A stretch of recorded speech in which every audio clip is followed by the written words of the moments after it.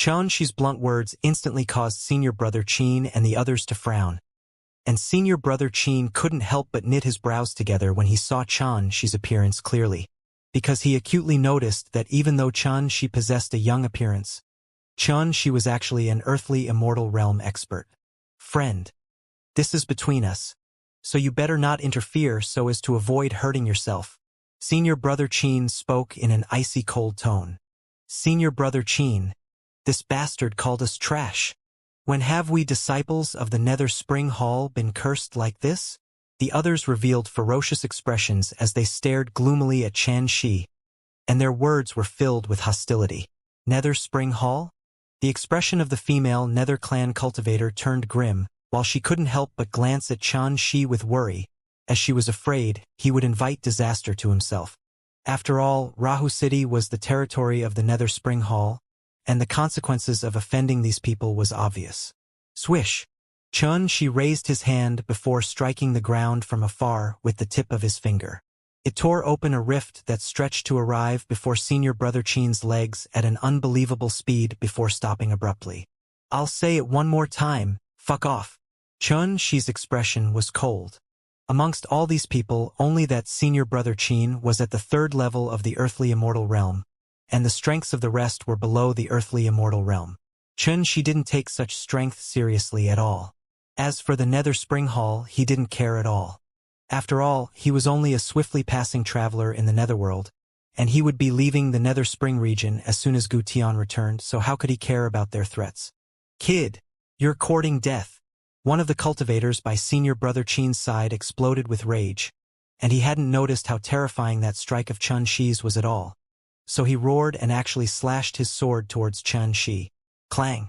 Xianxia flicked his finger, causing the imposing word Qi and the sword to crumble inch by inch like paper before exploding into powder that suffused the entire sky. Pooh! At the same time, the eyes of the cultivator that launched this attack opened wide while a stream of scarlet red and hot blood suddenly sprayed out from his neck, and it drew a horrifying yet beautiful arc in midair as that cultivator crashed to the ground and perished. Junior Brother Fan! The others exclaimed with shock and didn't dare believe their eyes. The female Nether clan cultivator was even dumbstruck. She didn't dare believe that Xianxia would make a move just like that, and that he would even wipe out a life as soon as he made a move. You're courting death, no matter who you are, since you dared to kill a disciple of my Nether Spring Hall. Then you must atone for it with your life. Senior Brother Qin's face sank. He withdrew a black-colored and thick chain and waved it in midair before smashing it down at Xianxia. This chain was coiled with jet-black light, and its imposing aura was ruthless like a black evil dragon.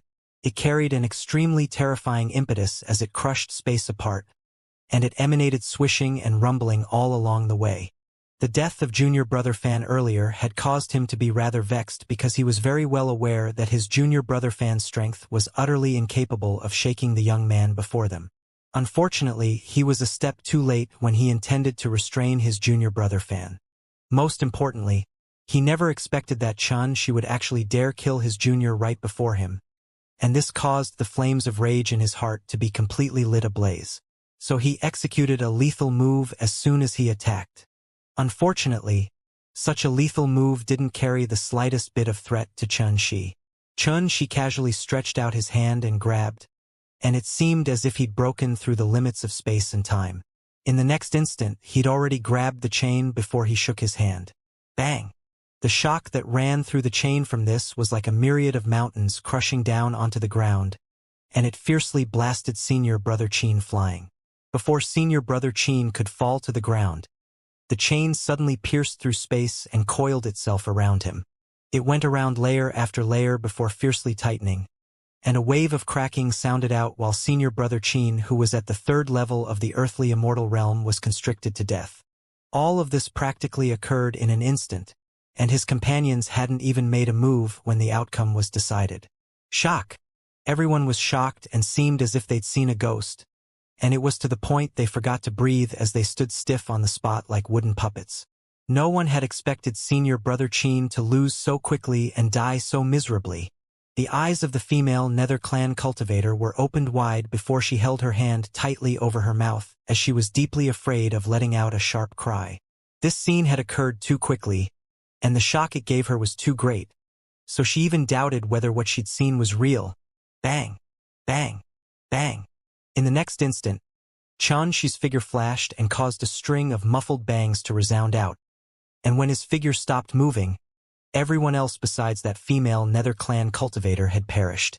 The extremely dense smell of blood hadn't even effused out before it was completely evaporated with a flick of Xianxia's sleeve, and he'd completely destroyed their corpses and eliminated all traces.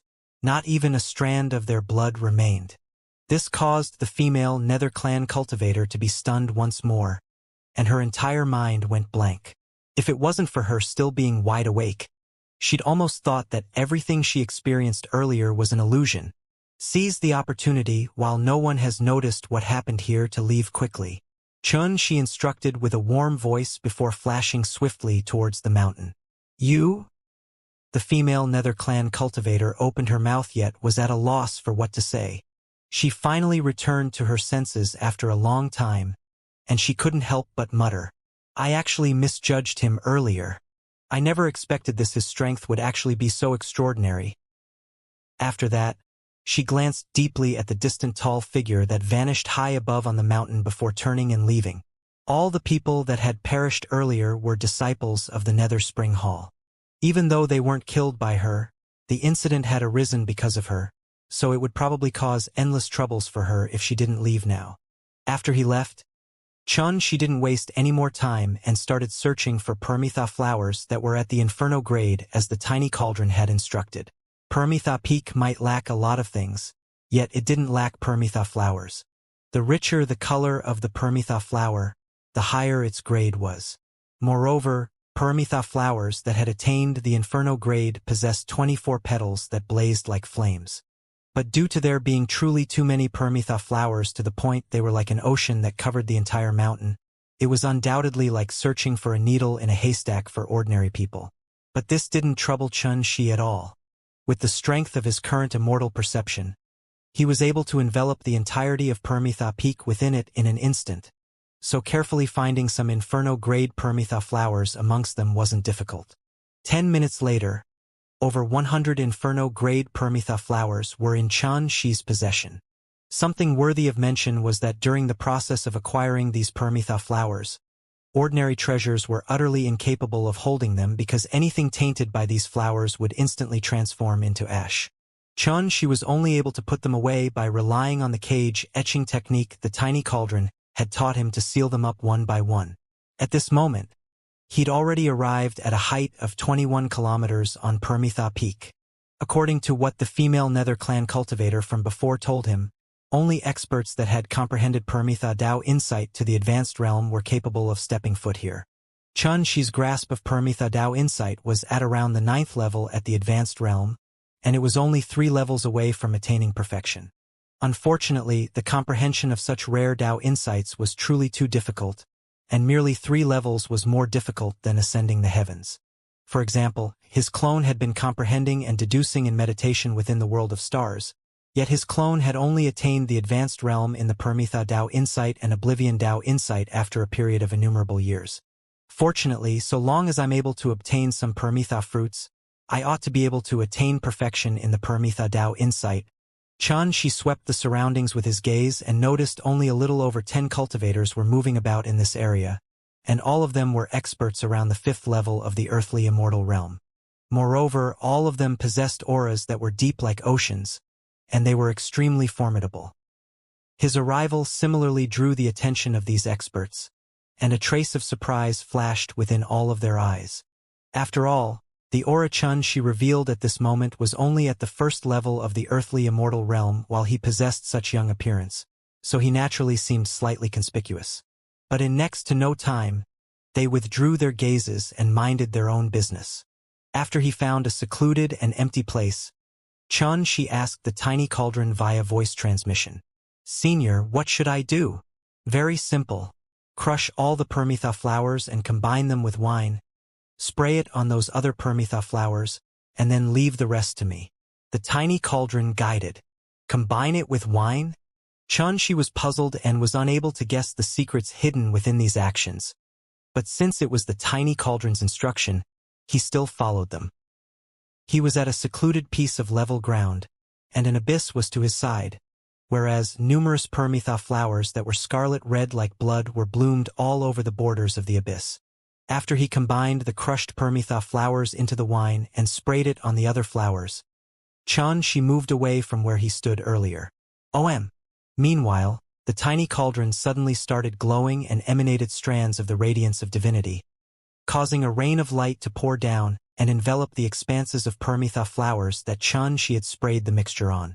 In next to no time, Xianxia smelt a trace of sweet fragrance that struck directly at the soul, causing his mind to be slightly dazed while an instant of a dazed feeling appeared in his Tao heart, and then he suddenly returned to his senses. What fragrance is this? With the current cultivation of his Tao heart, he'd actually been enchanted by the strand of sweet fragrance, and even though it was merely for an instant, it was already sufficiently shocking. After all, his Tao heart hadn't been disturbed in the slightest while undergoing the glass lightning tribulation that specially targeted the Tao hearts of cultivators. However, this strand of sweet fragrance possessed such might, so it was obviously exceedingly extraordinary. It's just a small technique. You just have to wait to put the permetha fruits away. The tiny cauldron spoke ambiguously. Rustle. Rustle. It wasn't long before a trace of extremely light rustling suddenly sounded out from within the ocean of permetha flowers that seemed like blazing flames, and it was like a gentle breeze blowing past the top of a willow tree, and it was soft to the point of being impossible to hear. But it couldn't escape Xianxia's eyes and ears.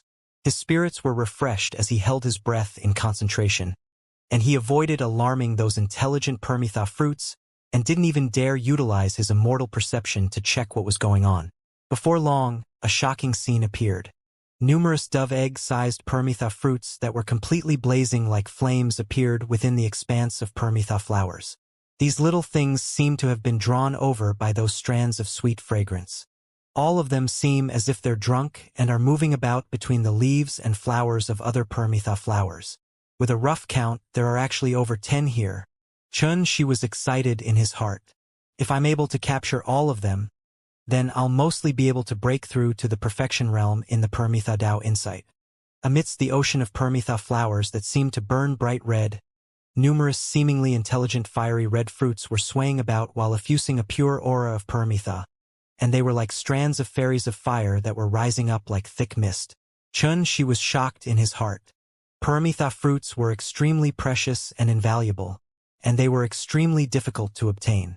For example, that female Nether clan cultivator had resided here for countless months, yet she was only fortunate enough to obtain a single one. This obviously showed how difficult it was to obtain permetha fruits. Yet now, there were actually over 10 permetha fruits before his eyes. Moreover, along with the passage of time, their numbers were gradually increasing. So how could Xianxia not be excited? He took a deep breath in his heart to calm his mood as he waited silently.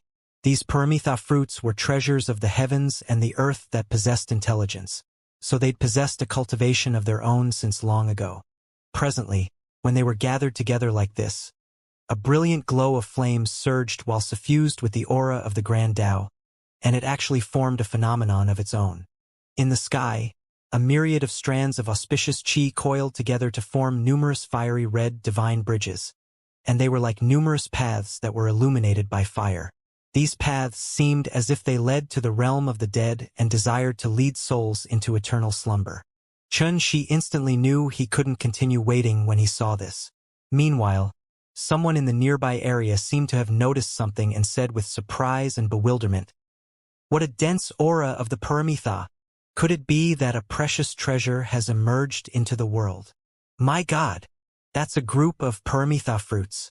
They've actually appeared in a bundle. This is too shocking." Someone else instantly noticed the scene that was occurring over there as well. This person wore blue clothes and had crimson red hair. He possessed a dignified appearance and seemed to be a figure that assumed the position of a leader in a group. So he instantly started to gather his companions, and then he commanded, "Everyone go over together and seal up this area. Don't allow news of it to be spread. Don't let anyone or anything escape." All of his companions instantly understood that he intended to capture both the nearby people and the permetha fruits. Big Brother Qian. There seems to be people rushing over from the other side. The scene there is too obvious, and it hasn't just alarmed our group. Someone suddenly spoke while his face sank.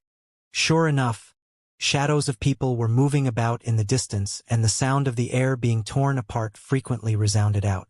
After that, a group of people flashed over from the other side, and there was a total of 10+ people, causing them to be an even larger group than their own. This group of people were all wearing dark gray-colored clothes, and they'd obviously come from the same power. The person in the lead had a jade-white complexion, and he was a young man with a casual and elegant bearing. He spoke with an excited tone while his gaze flickered with an extremely blazing light. "Oh, there are so many Paramitha fruits. If we capture and obtain all of them, then I, Tsun Shaoling, will surely be able to break through in the Paramitha Dao insight to a shocking level." In fact, it wasn't just the forces of Big Brother Qian and Tsun Shaoling that had arrived. There was another group that had arrived at the same time in the end. All of them stared at that expanse of level ground with excited expressions, and they wished for nothing more than to immediately take possession of it. This third group was made up of around 9 people, and the person in the lead was a gorgeous young woman. Damn it, it really is as that woman said.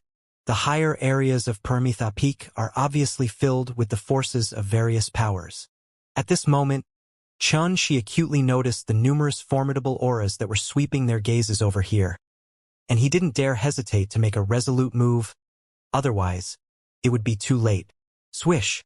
His entire body glowed as he executed the cage etching technique, and then an expanse of brilliant light condensed with a grabbing motion of his hand. It transformed into a screen of light that covered the sky as it charged towards the ocean of Paramitha flowers and started to capture the Paramitha fruits. At the same time, those 3 groups didn't need any invitation to charge over in unison. There's actually someone that arrived before all of us. Cut the crap and make a move quickly. These Paramitha fruits are priceless treasures. Hurry up. Faster. Faster. It would be too great a pity if we missed such a fortune that fell from the heavens. Everyone, work together and don't let a single fruit escape. All of them shouted as they charged over, and they carried excited and fervent expressions. Moreover, their eyes had even gone red as they raided this area madly and captured those Paramitha fruits, causing this place to fall into complete chaos. She had set up some restrictions in the surroundings beforehand, yet they were mainly for the sake of stopping the Paramitha fruits from escaping, so it was utterly incapable of stopping these people. Moreover, the most despicable thing was that when they arrived nearby, these 3 groups didn't just plunder the Paramitha fruits. They even attacked Xianxia ruthlessly, and such actions simply caused him to boil with anger. Xianxia's face went cold while boundless killing intent had been aroused in his heart. But he thought for a moment and didn't flare up in the end. He instead flashed to the side and struck repeatedly to restrain numerous Paramitha fruits and put them away. These fruits possessed intelligence, so when they suffered such an unexpected event, they were terrified to the point of fleeing in all directions. If he were to fuss about this with all those people at this moment, then even if he annihilated all of them, it wouldn't be enough to compensate for the heavy losses he would suffer. Ah, that kid has some skill. Someone glanced at Xianxia with surprise. Forget him. It wouldn't be too late to deal with that kid after we capture all these Paramitha fruits. Someone else revealed a ferocious expression and spoke ruthlessly. Bang! Suddenly, an unexpected event occurred. Those Paramitha fruits were pressured to the point of having nowhere to escape, so they actually erupted with a blazing glow of flames and emanated layer after layer of waves of flame that surged towards the surroundings. Someone immediately let out a shrill cry while being swept by the glow of flames, and his soul was sucked out of his body while his body was incinerated into nothingness. He'd instantly transformed into a pile of dried-up bones. At the same time, numerous waves of flaming lights raged violently. They were filled with peerless Paramitha profundity and surged down like a cloud of flames that smashed down upon everyone. Shit!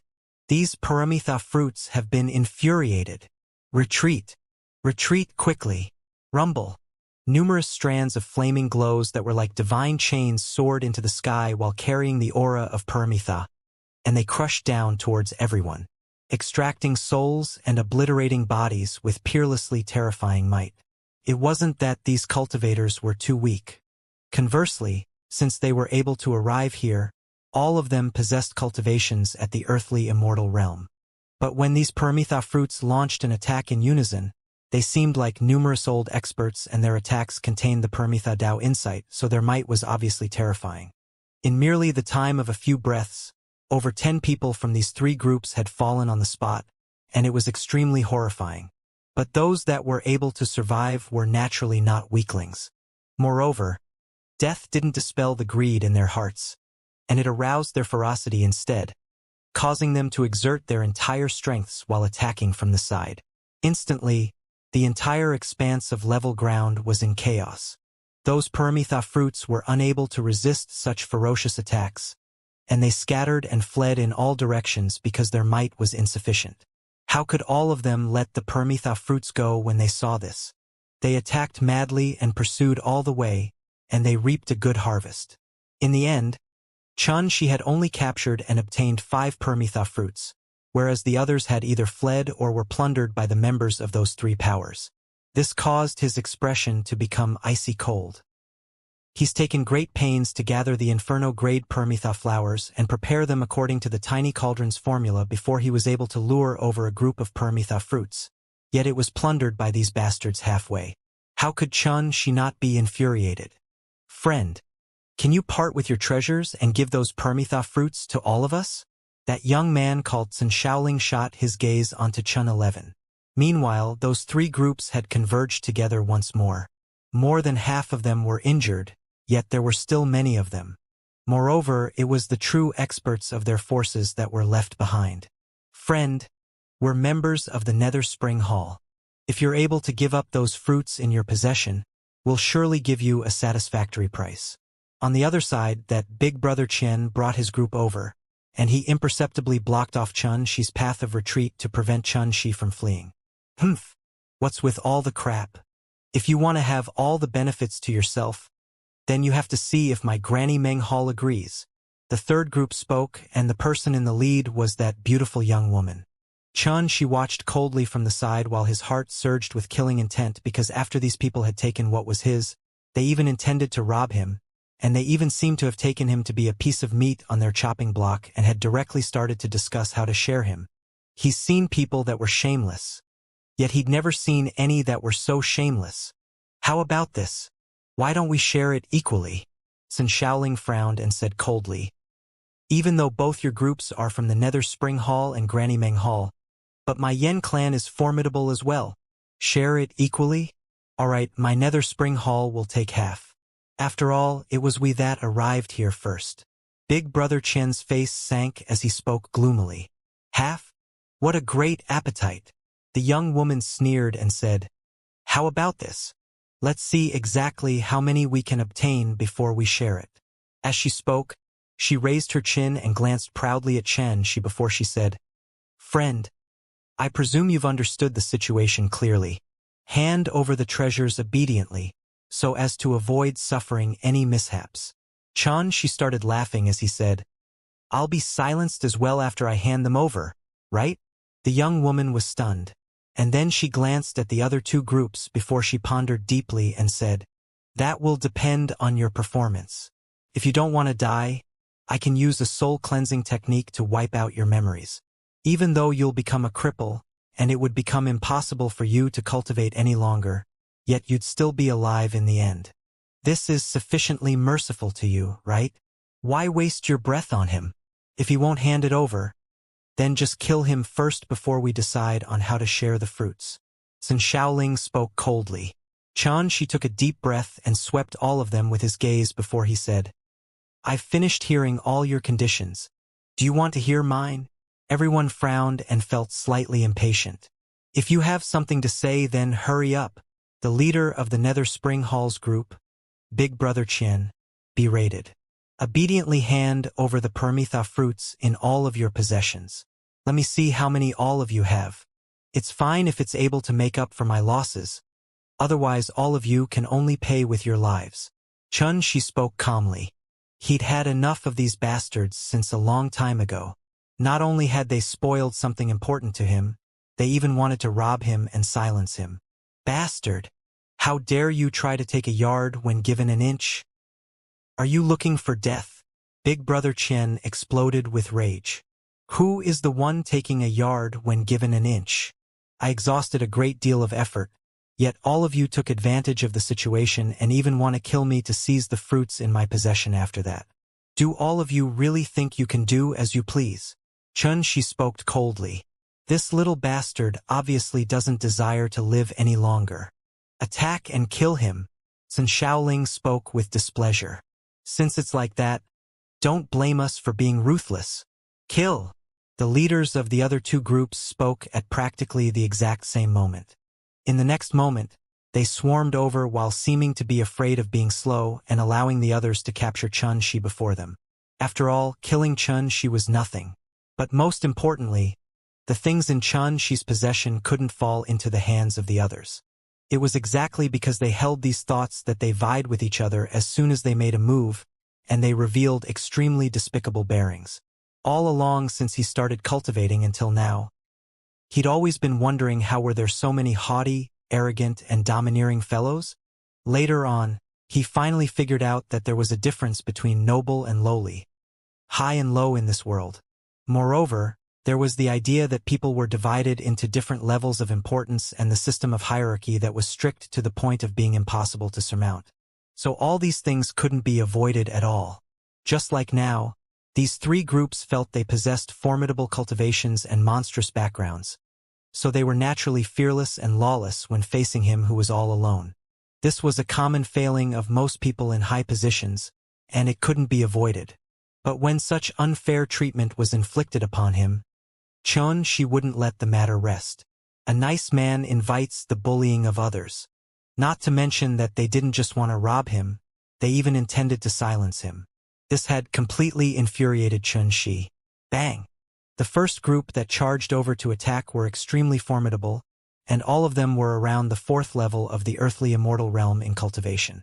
All of them withdrew their magic treasures and charged over in an aggressive manner, and they seemed to carry the domineering bearing of intending to annihilate Xianxia with a single blow. In an instant, the glow of treasures covered the world while the tune of the Tao resounded out in all directions. Moreover, terrifying fluctuations were like a screen that covered the heavens as they struck down towards Xianxia. As he looked at their savage, greedy, excited, and cruel expressions, and as he saw how they'd taken him to be a piece of meat on their plate, Xianxia's expression turned icy cold and indifferent, and he didn't hesitate any longer to suddenly erupt with a myriad of rays of brilliant light. The tune of the Tao rumbled as a peerlessly thick and large strand of sword qi that could reach the sky was slashed out from the talisman armament, and it was brilliant, vast, lofty, and eternal. He was furious, so he exerted his entire strength as soon as he made a move. Bang! The various attacks and magic treasures that covered the heavens and the earth as they approached were slashed into pieces, and even space had a narrow and long pitch-black rift that was impossible to heal slashed open on it. Woo, woo, woo, the rift roiled like a black hole and it surged with temporal storms. Many cultivators were caught off guard by this, and they were directly swallowed by the black hole, causing them to emanate horrifying shrill cries as they perished. What? Everyone was shocked, and their scalps went numb. Bang! The brilliant strand of sword Qichun she slashed out hadn't vanished. After it dealt with their attacks, it didn't lose momentum in the slightest as it slashed down like a sword that could crush the sky, and it enveloped numerous people from the Nether Spring Hall. No! They screamed in panic, and their entire bodies glowed as they circulated their entire cultivations to execute their strongest techniques. However, it was completely useless. In the next moment, they were crushed into pieces by the sword qi. Their bodies shattered inch by inch before transforming into mush, and they were obliterated on the spot. At this moment, everyone came to realize their error. They'd bit off more than they could chew. Even though he was merely a handsome young man, and even though the aura he revealed was only at the 1st level of the earthly immortal realm, his extraordinary and terrifying combat strength wasn't something an ordinary earthly immortal realm expert could possess at all. They wouldn't have been afraid if it was only this. After all, they were from great powers in the Netherhell, and they were confident that their backgrounds were sufficient to frighten him. But the scene before their eyes caused them to be shocked, and even terrified because the young man clearly knew of their background yet still dared to fearlessly kill their companions. This sort of resolute killing undoubtedly proved that this young man either possessed an extraordinary background and didn't care about the powers behind them at all, or he was mad. However, he was obviously not mad. When he realized this, the elegant and unrestrained Yan Shaoling couldn't refrain from letting out a sharp cry while his face turned pale from fear, and his soul almost left his body while he turned and fled. In the end, he hadn't even moved when Xianxia caught up to him and stomped him to the ground. You still want to flee after seizing things that belong to me? Does the power behind you know that you're so arrogant? Xianxia stepped forcefully onto Yan Shaoling's face while glancing coldly at the other two groups. All of their hearts went cold when Xianxia's icy cold gaze swept past them, and they felt as if they'd fallen into an icy pit. Taoist brother, it's a misunderstanding. Don't do it, everything can be discussed. We're willing to compensate you with generous gifts. The expression of Big Brother Chen from the Nether Spring Hall was extremely unsightly. Hand over the Permitha fruits first, and I'll give all of you a swift end. Xianxia spoke with a cold voice. As he spoke, he exerted force with his leg, causing Yan Shaoling's head to explode with a bang like a watermelon. This scene shocked all of them to the point their figures trembled. The expression of the young woman from Granny Meng Hall was livid and fearful, yet she's still reluctant to admit her mistakes and was extremely domineering as she cried. Do you know that we're from Granny Meng Hall? You can't afford to offend some people. Watch out or you'll bring great calamity to the sect that stands behind you. Slap. Instantly, Xianxia teleported to her with the wings of disruption, and then slapped her flying before he said, How laughable! Is Granny Meng Hall very formidable? I despise trash like all of you that are like dogs who count on their master's backing. The beautiful young woman's face was swollen like a well-done pig's head, and she cried out in a sharp voice, You're bringing death upon yourself by doing this. Granny Meng Hall is in charge of cleansing souls and leading them to reincarnation. If you dare offend us, then the members of the power behind you won't be able to rest in peace after their deaths. Pooh! Xianxia slashed down, and it tore through the sky before causing a wisp of bright red blood to spray into the sky. In the next moment, the beautiful young woman's head had already flown up into the sky while she perished on the spot. Xianxia glanced at the young woman's corpse with detest before he withdrew his gaze. He even wondered whether there was something wrong with this young woman's head because she still tried to threaten him with the power that stood behind her even when she was at death's door. It was just as the saying, one reaps what one sows. Hurry up! Attack together and kill this fellow. Meanwhile, Big Brother Chen roared abruptly because he'd already discerned that this incident couldn't be resolved peacefully, and if they didn't take any action, then the consequences would be unimaginable. Sure enough, a battle erupted. Before Xianxia's cultivation in the Sword Dao that had already attained the level of Grandmaster and was fused with the profundities of the Talisman Dao, various attacks and magic treasures rumbled as they shattered like paper. His oppressive, imposing aura that was powerful, arrogant, and resolute in slaughter could be said to be all-powerful. In next to no time, everyone including Big Brother Chen was crushed. The pungent smell of blood effused the air while blood dyed the ground red. Moreover, blood gurgled as it flowed through the clusters of Permitha flowers, and it completely soaked those fiery red flowers to the point they seemed even more gorgeous.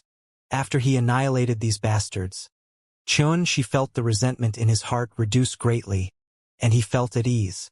He started to clean up the battlefield. In the end, he merely gathered another 10+ Permitha fruits and a large pile of storage magic treasures that contained miscellaneous items like nether crystals, medicinal pills, spirit materials, and other similar items. Unfortunately, as far as Xianxia was concerned, the value of all of this couldn't compare to the value of the Permitha fruits. Including the fruits I obtained myself, I've obtained a total of 16 Permitha fruits. It ought to be sufficient for me charge into the perfection realm of the Permitha Dao insight. Xianxia pondered deeply for a moment, and he didn't feel much regret. In fact, even if no one disturbed him, it was impossible for him to capture all of them, and it would at most be at this number he possessed right now. After all, the Paramitha fruits possessed intelligence of their own and formidable combat strengths. So they would absolutely not sit there and wait for death to arrive. Swoosh! Without any further delay, Xianxia's figure flashed towards the bottom of Paramitha Peak. He desired to find a quiet place to attain perfection in the Paramitha Tao insight in one go. Not long after he left, a black-clothed old man that was thin like a bamboo appeared out of thin air on the mountain.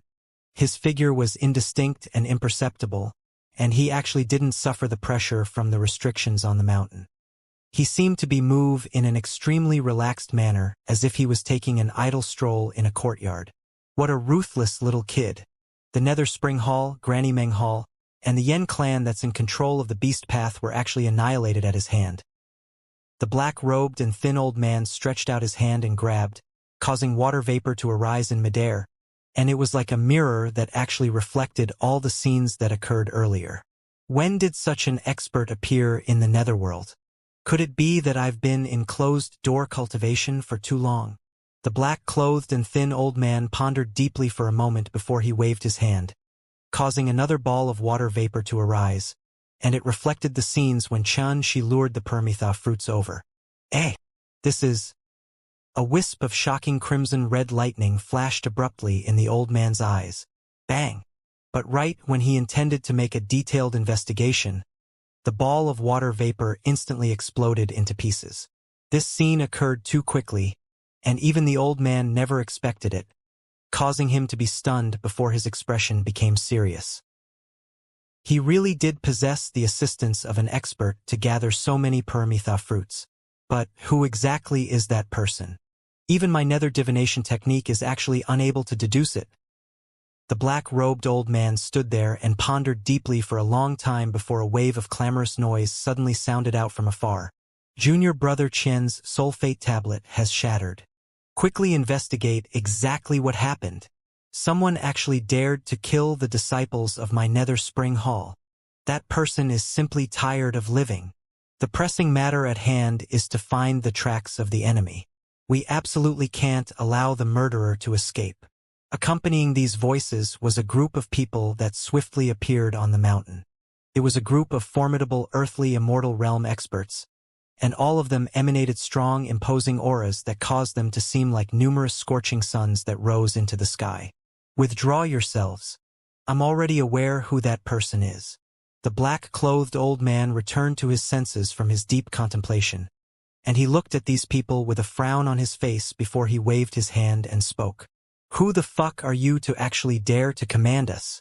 A robust middle-aged man with a ferocious expression started cursing as soon as he spoke, yet he instantly seemed as if he was struck by lightning when he saw the appearance of the old man clearly, and he was terrified to the point of standing still on the spot without moving. Grand Emperor! Meanwhile, the others reacted to the old man's identity, and all of them were awestruck while they hurriedly bowed. Their respectful and reverent appearance caused it to simply seem as if they were prostrating themselves before a supreme overlord. Taking advantage of others, arrogant, domineering, and terrible behavior. The thin old man shook his head while he sighed lightly, and then his entire body completely vanished into space. Everyone glanced at each other, and they only recovered from their shock after a short while. However, the terrified expressions on their faces were impossible to eliminate in a short period of time, because that was the Nether Spring Grand Emperor, one of the supreme experts of the netherworld that controlled Nether Spring region for a few thousands of years. She hadn't gone far, and he found a hidden place within Rahu Gorge before he relied on the Paramitha fruits to improve his comprehension in the Paramitha Tao insight. He was completely unaware that the tiny cauldron's entire body emanated the brilliance of divinity that enveloped his entire body, and it helped him ward off the detection of a terrifying figure. The Paramitha fruits were bright and rosy. They were the size of pigeon eggs, and strands of the marks of the Grand Tao flowed on their surface and wove together like crimson-red arcs of lightning that were flowing without end. She stretched out his hand to grab one, and he felt a peerlessly copious amount of Paramitha Tao insight assault his face from within the fruit. The Paramitha Tao insight was pure and enticing, and it emanated a profound fragrance of the Tao. Junior, how dare you? Quickly let me go and I'll let you live. A deep roar suddenly sounded out from within the fruit, and she could faintly see a tiny person who wore a tall crown and ancient clothes was standing within the fruit. The tiny person had an upright bearing, and he seemed like an immortal. She was surprised, as he never expected that the Paramitha fruit would possess such intelligence. But he directly swallowed it without another thought. Bang! A strand of powerful Grand Tao insight transformed into a burning stream that suffused his soul with a bang. And she was able to clearly notice that his grasp of the Paramitha Tao insight was gradually increasing at a swift pace. At the same time, various comprehensions were floating up into appearance within his heart. It was knowledge of the Paramitha Tao insight, and it was the most quintessence profundities of the Paramitha Tao insight. Only by completely comprehending and grasping these profundities would she be able to exert the greatest might of this Tao insight. In his days, she seemed to have seen a path illuminated by fire that connected the three dimensions, and it was covered in countless bright red Paramitha flowers that seemed as if they were on fire. This path existed in every single corner of the three dimensions. So long as it was a place with living beings, then it would be illuminated by the flames of the other side. Yet the harmonious brilliance emanated by it wasn't noticed by the myriad of living beings in the world. Only at the moment when light faded and living beings were about to perish, their souls would be drawn by the Paramitha flowers onto the path illuminated by fire and guided to the netherworld. It was like the embodiment of the netherworld's order, and it maintained the process of leading souls into the cycle of reincarnation. It was profound and formidable, and it allowed those who'd passed to have a place of rest and reincarnation. Guidance. If there was no guidance, then how would those who've perished find their way back? This was the profundity of Paramitha. It allowed those who'd perished to arrive on the other side instead of becoming wandering spirits, and it represented the simplest, natural, and fair law and order. She was immersed in his comprehension, and he was completely unaware of the passage of time. 3 days later, after he consumed the 12th Paramitha fruit, his entire body was effused strands of flames that seemed like burning petals, and they fluttered about around him. At the same time, a profound and mysterious fluctuation of the Tao suddenly stretched out. Instantly, the dense layers of Paramitha flowers that covered the entirety of Rahu Gorge suddenly started swaying at the same moment. They were like numerous lanterns filled with candlelight that were worshipping sincerely, and they were cheering with delight. Especially in the sky, a path that was like a divine ray of light suddenly lay across it. The path was fiery red and seemed like it was burning, and it emanated a divine and profound glow. The heavens are illuminated by fire. The Paramitha has descended into the world. My God! Someone has comprehended the profundities of Paramitha to perfection. How could this be possible? That's one of the 3 supreme Tao insights of our netherworld. In the countless years of the past, only the netherworld emperor attained perfection in this Tao insight, allowing him to develop Paramitha laws and attain a supreme status. Amazing! Truly amazing! It's simply a miracle. Within Rahu Gorge, there were countless cultivators that came every day to search for Paramitha flowers. After they noticed this scene, all of them exclaimed endlessly with shock, and they seemed as if they'd witnessed the descent of a miracle. At the same time, numerous peerlessly formidable perceptions swept over from all directions, and they searched the entirety of Rahu Gorge for a long time yet came up empty-handed in the end, causing them to withdraw their perception. Perfection in Paramitha.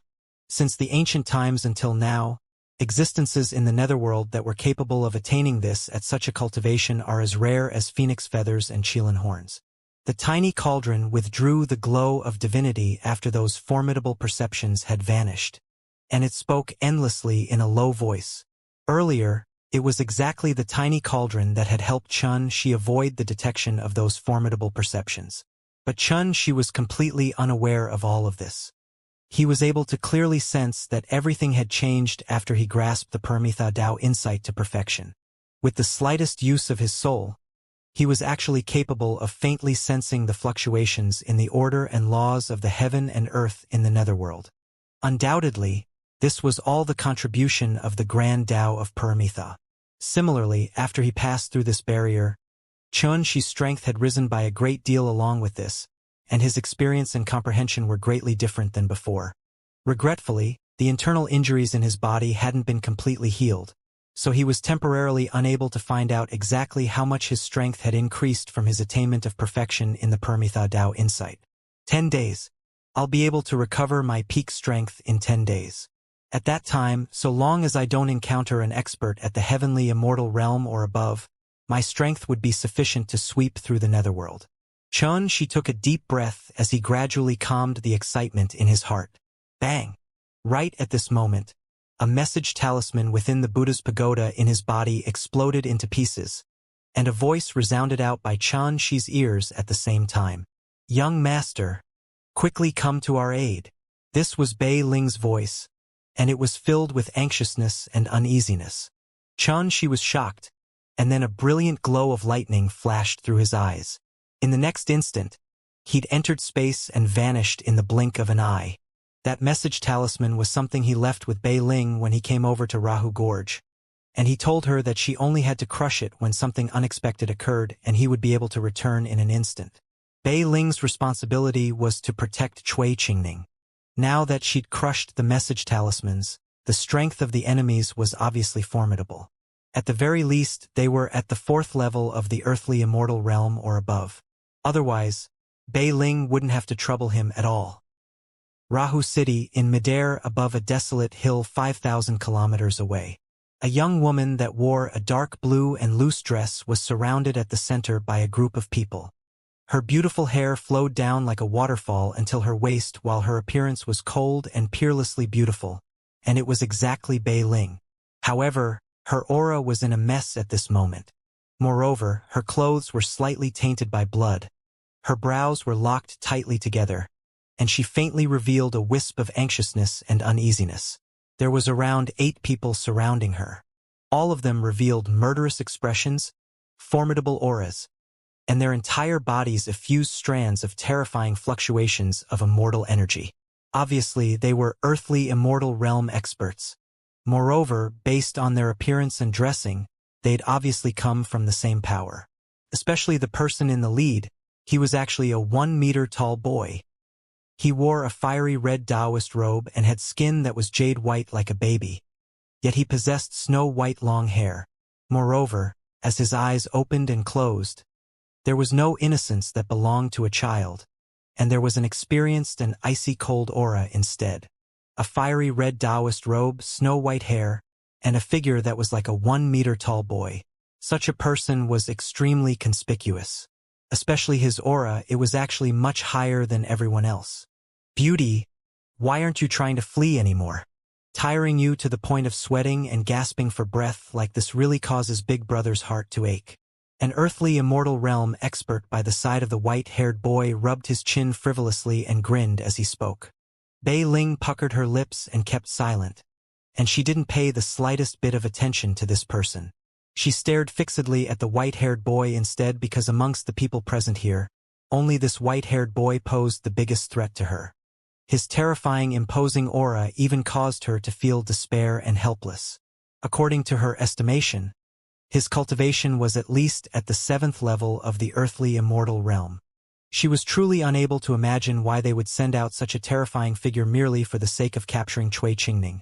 And if it wasn't for her noticing the situation was bad and fled along with Cui Qingning in time, she would have almost been trapped within Rahu City. Unfortunately, even if she'd fled out of the city, she'd still been stopped by them. You're the female expert from the Blood Basin Hardlands that's a strand of a ghost emperor's Bodhi heart that attained the Tao?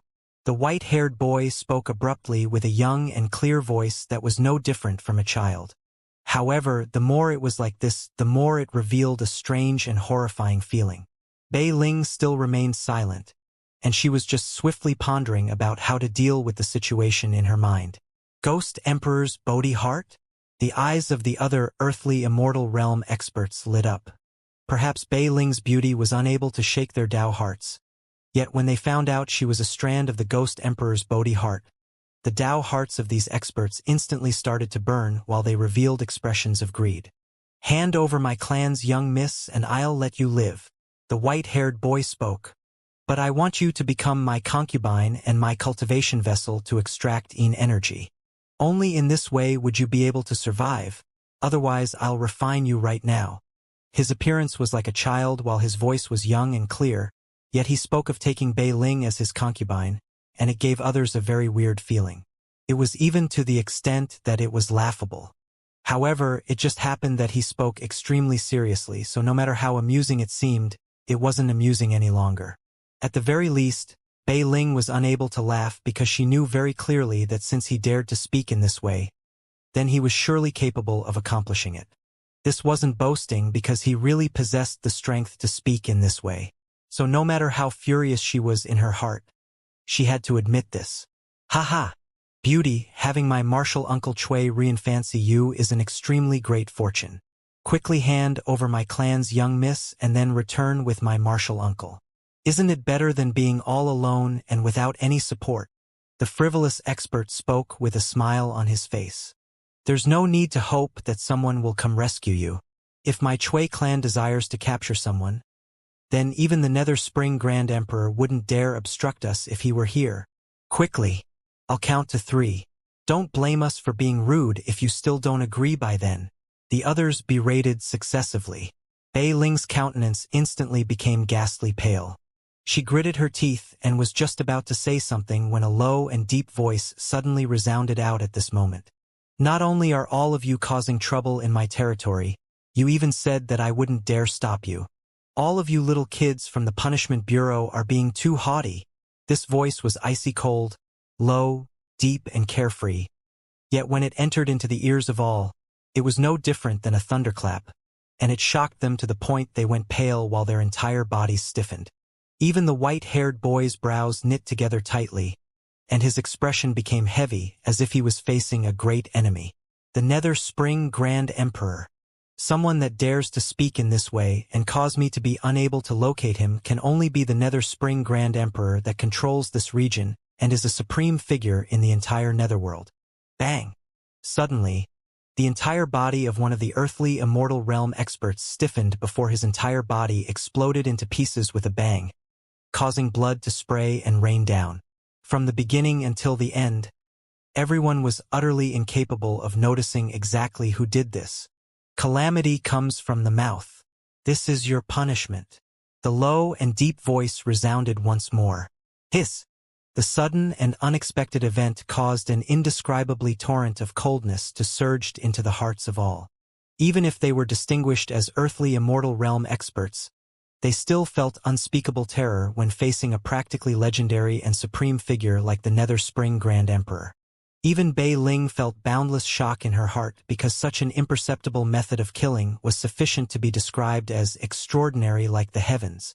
Could it be that he really is the Nether Spring Grand Emperor?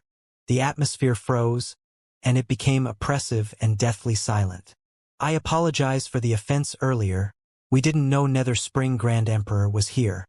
I'm Chui Ruyan. I hope that Grand Emperor can let us off out of consideration for my clan's ancestor." The white-haired boy broke the oppressive silence, and his clear voice shook through the heavens and the earth.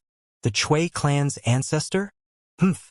Presently, the Punishment Bureau is covered in a foul atmosphere and endless internal strife, and it's all because of dirty trash like all of you. Even a divine artifact like the Netherworld Disk couldn't be protected. If I didn't have important matters to attend to, I'd want to go ask Chui Jinkong if he intends to offer up the Punishment Bureau to others." The low and deep voice resounded out once more, and it carried an oppressive, imposing aura. Chui Jinkong, the Chui clan's ancestor, a supreme expert that lived in seclusion. It was precisely with his presence that the Chui clan still firmly controlled the Punishment Bureau while under a situation of ceaseless internal strife. Since that voice dared to directly address Chui Jinkong by name, it caused Chui Ruyan and the others to be even surer that the owner of the voice was undoubtedly the Nether Spring Grand Emperor Xianxia. It was precisely because of this that everyone became silent like cicadas in the winter, and they didn't dare make any rash movements. "Fuck off! Vanish right now from the Nether Spring region." The low and deep voice sounded out once more. "Grand Emperor, this woman is—" The white-haired boy, Chui Ruyan, summoned up the courage to speak. "Pooh! A muffled bang sounded out as the body of another earthly immortal realm expert exploded and perished on the spot. This was a warning, and so long as one wasn't an idiot, one would be able to perceive the meaning behind it. Cui Ruyan didn't dare hesitate anymore. He glared fiercely at Bei Ling before tearing space apart and leaving hastily with the others. Bei Ling heaved a sigh of relief when she saw this, and she said respectfully, "Thank you, Senior, for saving me from this predicament. I'm eternally grateful." "Humph, I didn't intend to save you." The low and deep voice grunted coldly, and then seemed to have noticed something and vanished abruptly. Swish! Right at this moment, space shattered as Xianxia's tall figure appeared, and he couldn't help but heave a sigh of relief when he saw Bei Ling was safe and sound. He said, "What happened earlier? Why did you crush the message talisman?"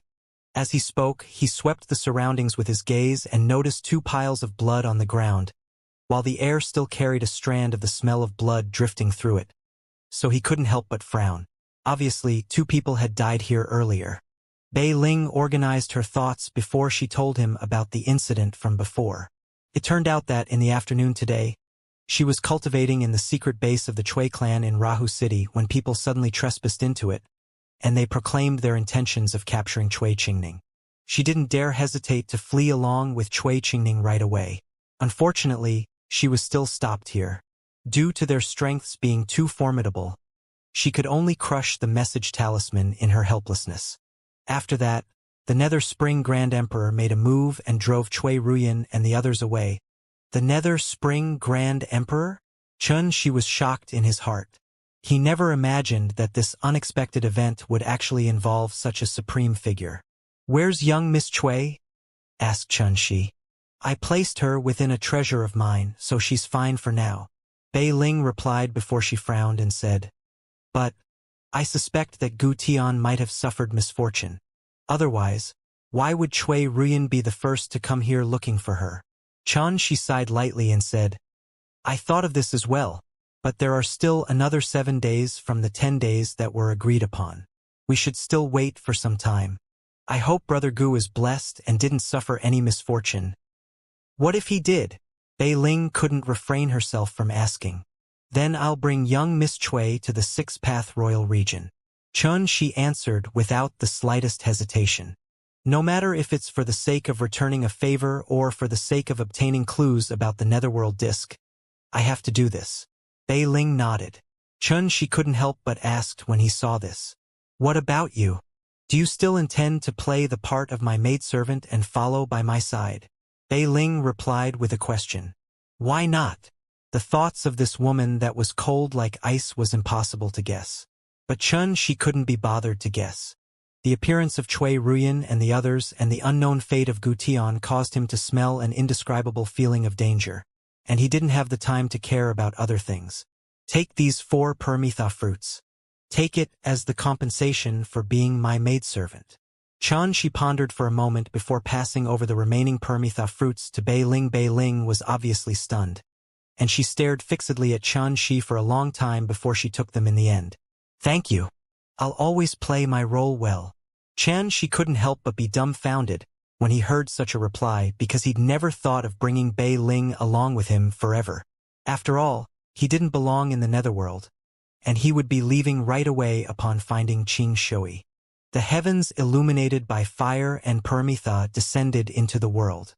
"Young brother, you're the first person I've seen attain perfection in the Permitha Dao insight in a few thousand years." Suddenly, a low and deep voice resounded once more in the heavens and the earth. Accompanying this voice was an old man that wore black clothes and was thin like a bamboo, and he kept his hands behind his back as he walked through space. His expression was chilly, his eyes deep like 2 abysses, and his aura was flat, yet he carried an aura that awed the soul. It was a bearing of seeing through reality and returning to simplicity. It wasn't shocking, yet it caused others to be unable to estimate exactly what extent his cultivation had arrived at. The Nether Spring Grand Emperor. When they saw the appearance of this person, Bei Ling and Xianxia instantly guessed his identity, and they were slightly surprised and were unable to guess his motives for making an appearance. Especially Xianxia. He'd killed many members of the Nether Spring Hall 3 days ago, so he was slightly nervous when facing this supreme overlord of the Nether Spring Hall at this moment. According to my knowledge, it's impossible to attain perfection in the Permitha Dao insight by relying solely on Permitha fruits. May I ask you where you comprehended the Permitha Dao insight from? Even though his tone was flat, every single word he spoke and every single move he made carried a force that struck directly at one's heart, causing one to wish for nothing more than to prostrate themselves before him. This was a type of even more terrifying, imposing aura that was capable of affecting the soul and consciousness of others through one's own bearing, and it was extremely terrifying. Junior learned it by accident as well. She took a deep breath before he spoke. You're lying. As the eyes of the Nether Spring Grand Emperor opened and closed, it seemed like lightning shot out and descended coldly onto Shi, and it seemed to intend to see through him from inside out. Under the focus of such a gaze, Shi felt his entire body stiffen while he felt an extraordinary pressure that struck the soul. If it wasn't for the cultivation of his Tao heart having attained the state of heart-soul, he would have probably been unable to endure it in an instant and admit obediently. A wisp of imperceptible surprise flashed in the depths of the Nether Spring Grand Emperor's eyes, as he seemed to have never expected that Shi would actually be able to endure it, and then he withdrew his gaze and said, "Don't worry. Even though you've killed some good-for-nothing subordinates of mine, they didn't die unjustly, so I won't make it difficult for you because of this." As soon as these words were spoken, a slight ripple arose in Xi's heart while he was extremely shocked inwardly. He never imagined that the Nether Spring Grand Emperor was aware of everything he'd done in Rahu Gorge. Wait! In the next moment, the Nether Spring Grand Emperor seemed to have realized something. He raised his head once more and shot his gaze onto Shi as if he was scanning an unknown object, and he alternated between frowning, deep contemplation, surprise. After a long time, his expression finally returned to a calm state. During this entire process, Shi's breathing almost stopped. It couldn't be helped. The pressure the Nether Spring Grand Emperor gave him was too great. It was simply even more terrifying and awful than when he faced a mysterious immortal realm expert like Liang Bing. Due to this, he was able to vaguely determine that the Nether Spring Grand Emperor's strength was absolutely not inferior to a mysterious immortal realm expert. This caused his heart to be slightly heavy. In terms of the strength of their forces, the punishment bureau that the Chui clan controlled wasn't the slightest bit inferior to the Nether Spring Hall that the Nether Spring Grand Emperor was in control of. Then exactly how formidable was the cultivation of the Punishment Bureau's Grand Minister? She was very well aware that if he wanted to obtain clues about the Netherworld Disk, then he was unable to avoid the great powers in the Netherhell, whereas if he wanted to rescue Xianxia, then he might have to enter into conflict with Grand Minister-level existences like the Nether Spring Grand Emperor. In that way, his advantage would be completely non-existent.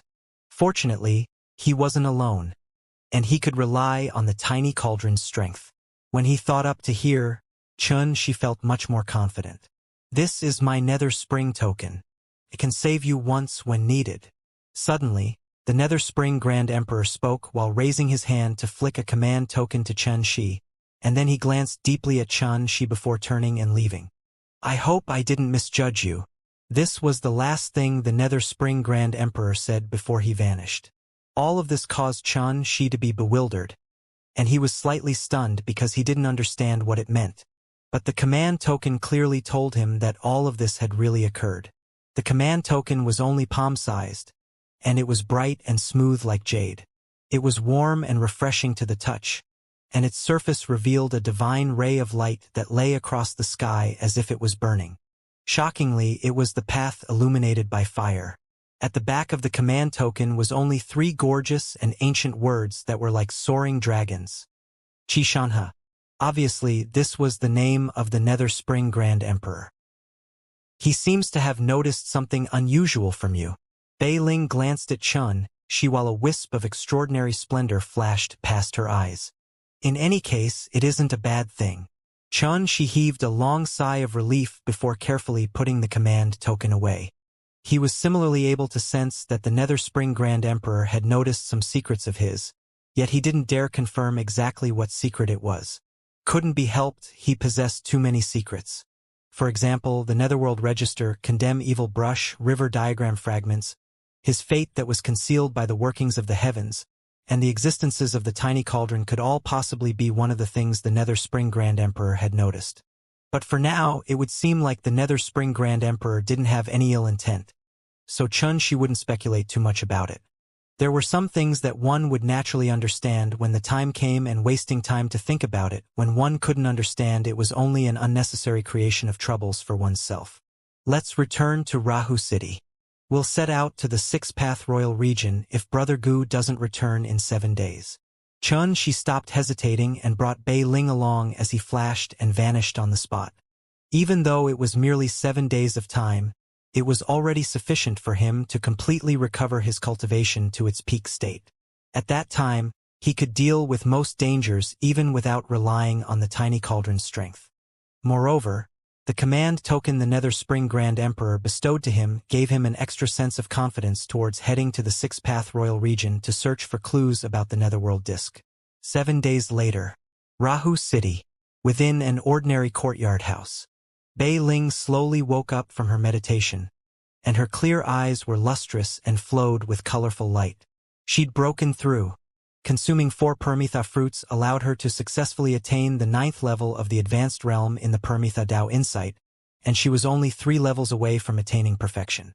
Especially delightful to her was that through these 7 days of cultivation, her strength had broken through once more and advanced into the 5th level of the earthly immortal realm.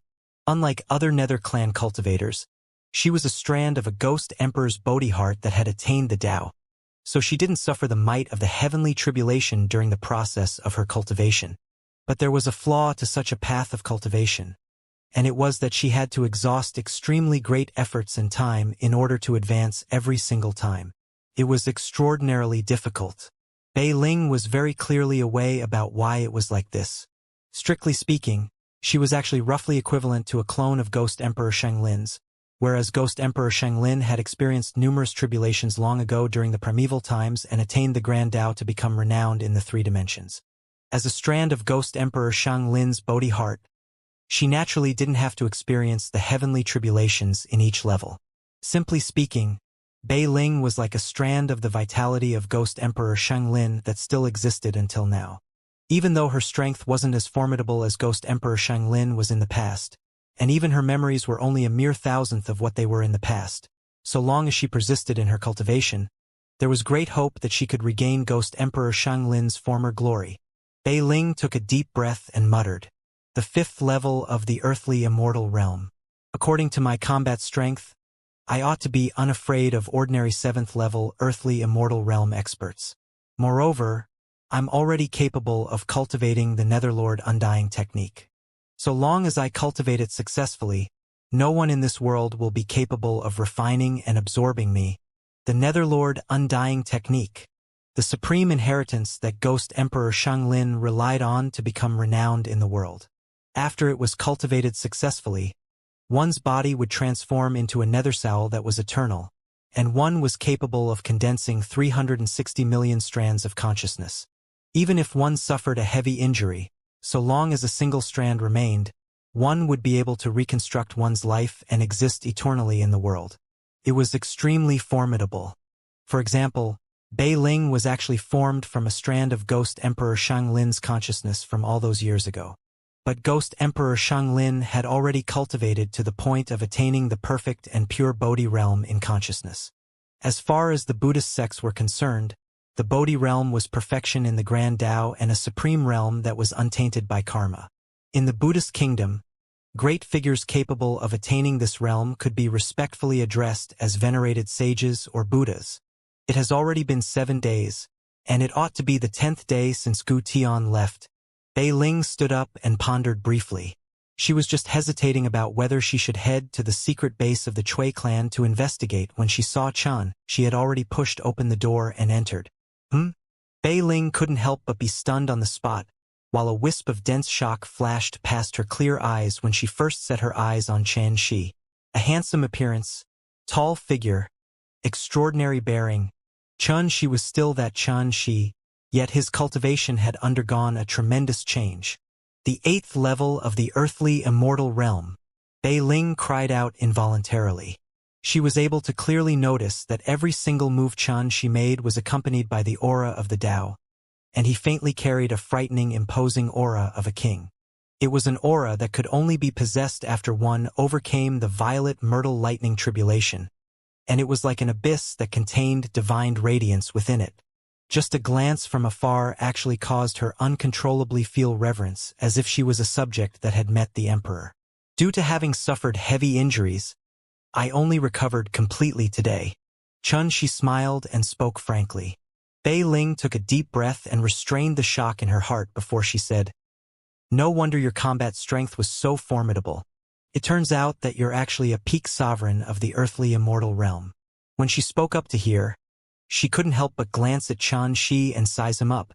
She seemed to still not dare believe that Xianxia, who possessed such a young appearance, would possess such a terrifying cultivation. Big brother Xianxia. Meanwhile, Cui Qingning walked in as well. Cui Qingning's young face was completely pale, while the space between her brows carried a wisp of worry that was impossible to eliminate. She arrived before Xianxia and said in a low voice, "Has Uncle Gu Tian still not returned? Let's go. We'll go investigate together. 10 days have already passed. I wonder if Brother Gu has returned." Xianxia patted the young woman on the shoulder to display his consolation. At the secret base in Rahu City that belonged to the Cui clan. When Xianxia and the others arrived here, this courtyard estate that possessed a tranquil atmosphere had already transformed into an expanse of ruins, and it was extremely desolate. Cui Qingning bit her cherry lips while tears sparkled in her eyes. No matter how pure her thoughts were, she was able to guess that Gu Tian would probably be unable to return. Bei Ling embraced the young woman and lightly stroked her beautiful hair, yet Bei Ling didn't say anything. At this moment, perhaps allowing Cui Qingning to settle down was the best form of consolation. Meanwhile, a nether spirit drifted over abruptly. "May I know if your young master Xianxia?" This nether spirit seemed like a servant that performed odd jobs, and he was respectful and reverent. Xianxia was stunned, and then he nodded and said, "Yes. Good. This lowly one has been waiting here respectfully for a long time. This is a jade slip that a senior placed in my omniscient pavilion. That senior instructed that if he was unable to return in time, then I should pass this over to you." The nether spirit stretched out his hand that held a scroll, and on the scroll was Xianxia's portrait. He compared it to Xianxia, who stood before him, and knew that Xianxia was exactly the person he was looking for. So he immediately withdrew a black-colored jade slip from his pocket and passed it over. "Please take this, young master. I'll be taking my leave." He bowed and drifted off. Omniscient pavilion, a nether spirit, a jade slip. This sudden event caused Xianxia to faintly sense that all of this was probably set up by Gu Tian. When he thought up to this point, he started sizing up the jade slip right away. "Brother Xianxia, when you receive this jade slip, it proves that I'm already unable to return. I hope you can take care of the young miss in my stead and send her to the Six Path Royal region." Sure enough, this jade slip was left behind by Gu Tian, and it seemed like he was leaving his last words. A place was marked at the end of the jade slip, and it was called Young Phoenix Residence. According to what Gu Tian said, Xianxia only had to send Cui Qingning to the Young Phoenix Residence, and there would naturally be someone to receive them there. The Young Phoenix Residence? Xianxia frowned. "That's an estate my sixth cousin brother bought himself. Besides my sixth cousin brother, only Uncle Gu Tian and I know about it," Cui Qingning explained from the side. As soon as she finished speaking, she couldn't help but ask, "Big brother Xianxia, has Uncle Gu Tian really died?" Xianxia went silent. He couldn't bear to deceive a young woman that was only 11 or 12 years old. However, unexpectedly, Cui Qingning didn't reveal any sorrow, and her young face surged with a wisp of a firm grin instead. "Big brother Xianxia, you don't have to worry. I already understand what I should do." Her voice was calm and gentle, yet it caused Xianxia's heart to jerk. He faintly sensed that the young woman before his eyes seemed to have instantly become a different person. She seemed to have become emotionless and only carried an indifferent and cold will. Bei Ling obviously noticed this sort of change as well, and she couldn't refrain from asking, "Qingning, what do you intend to do?" Cui Qingning raised her tiny face and gazed at Bei Ling and Chen. She, before a wisp of a grin, actually suffused the corners of her mouth. Return home, of course. This wisp of grim appearing on the young face of a young woman ought to be likable. But at this moment, it caused Xianxia to have a slight feeling that it wasn't good.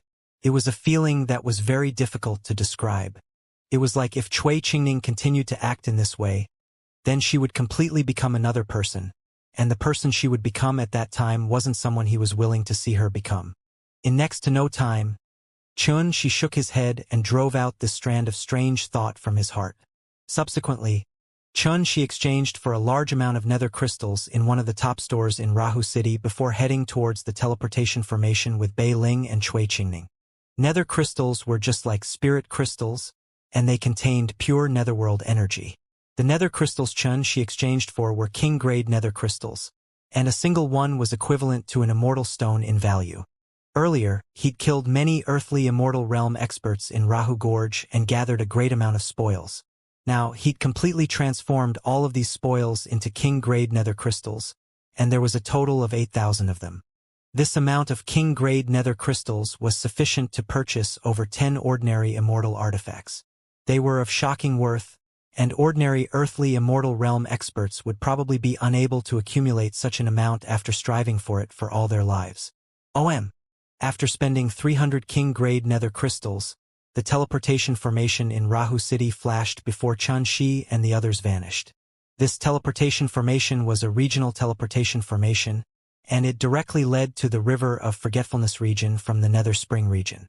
There were countless kilometers between the two regions, and it would probably require a few days to surmount by teleportation.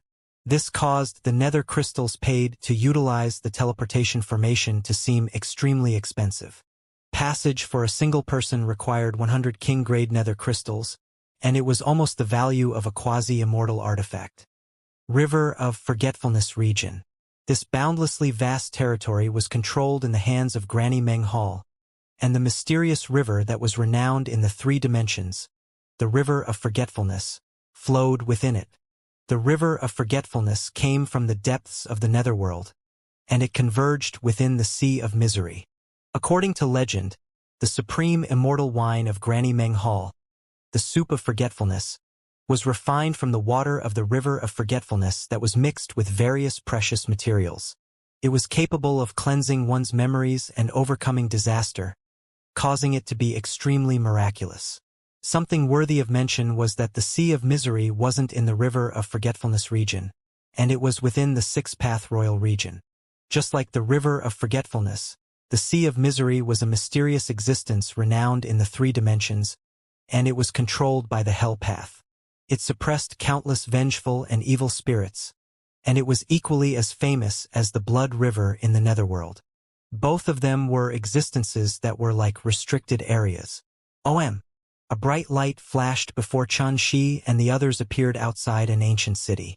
This is probably the River of Forgetfulness region's Sal City. There's no time to lose. Let's go. We'll use the teleportation formation within the city, and we'll be able to arrive at the 6-Path Royal region by today. Xianxia briefly sized up the surroundings before he decided. Bei Ling and Cui Qingning naturally had no objections.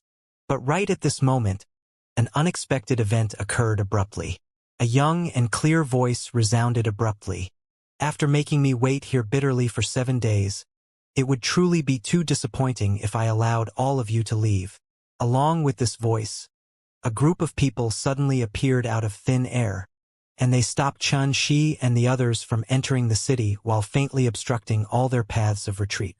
The person in the lead of this group was a 1-meter-tall white-haired boy that possessed a strange and extremely striking appearance. Shockingly, he was the Cui clan's Cui Ruyan. Obviously, they hadn't given up on their mission to pursue and capture Cui Qingning. All the members of Cui Ruyan's group were earthly immortal realm experts, and they stood proudly in midair while their bodies surged with immortal energy. Moreover, they possessed monstrous imposing auras and seemed like scorching suns that were exceedingly astounding. This place was outside Sal City's gates, and there were numerous Nether clan cultivators and Nether spirits frequently moving in and out. But when they witnessed this scene, All of them were terrified to the point of scattering and not daring to stay here for a moment. This was a group of earthly immortal realm experts that had arrived menacingly, and once a battle were to break out, their might would be sufficient to envelop the entire surroundings. So who would dare stay and watch from the sidelines? In merely the time of a few breaths, this area had become completely desolate, and it was deathly silent. Bei Ling frowned while her heart felt slightly heavy.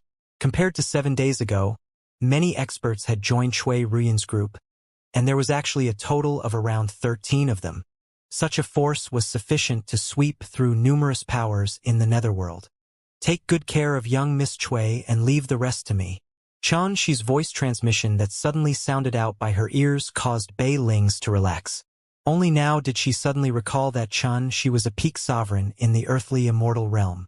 But she was puzzled because at this very moment, Xianxia actually still maintained an aura at the first level of the earthly immortal realm, and he seemed to keep a rather low profile. Could it be that he's doing this to numb his enemies? A wisp of a cold smile faintly suffused the corners of her mouth when she realized this. These bastards were scared away by the Nether Spring Grand Emperor that last time. Yet they've actually pursued us once more. They're really like ghosts that won't leave and refuse to give up their evil intentions. With a gesture of her hand, Bei Ling placed Cui Qingning into a treasure of hers. You got to escape calamity the last time because of the Nether Spring Grand Emperor. No one will save you again this time. The white-haired boy, Cui Ruyan, said with a gloomy expression.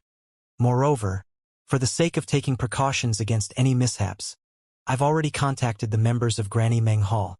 Even if the heavens and the earth are overturned here, no one will come to stop us.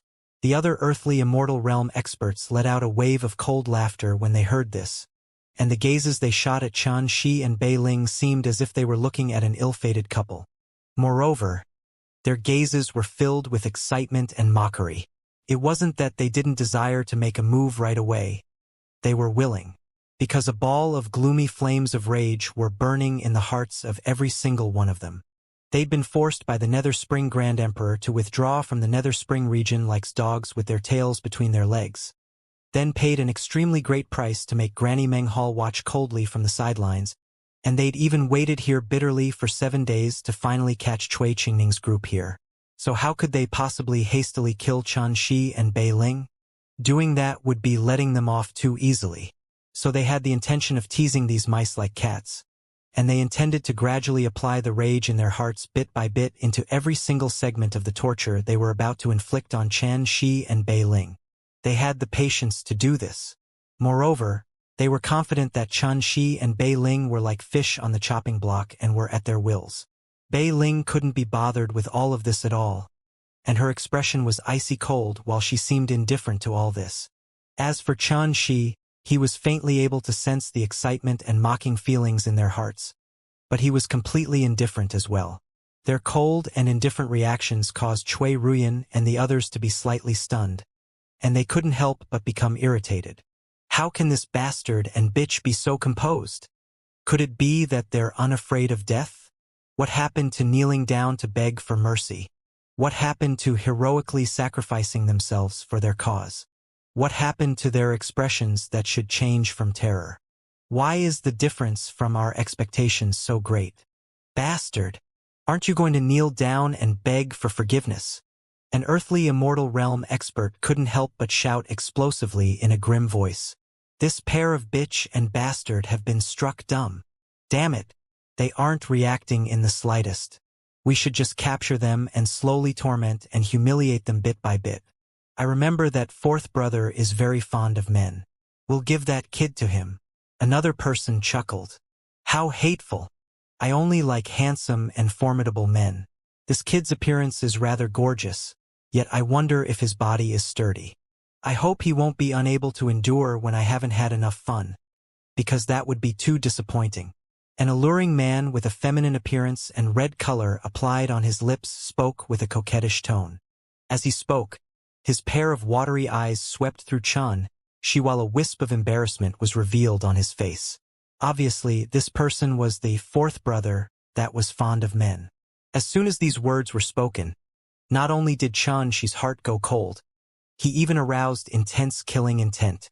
Moreover, Even the bodies of the man's companions trembled before they roared with laughter. "Fourth brother, since you don't fancy him, then I'll kill that kid," someone teased. "How dare you?" Fourth brother stared while speaking with a delicate voice, and it caused a wave of roaring laughter once again. All right. Since it's like this, we'll leave this kid to fourth brother to enjoy. As for this woman, we'll give her to Lord Chui Ruyan, of course. Right, we'll do just this.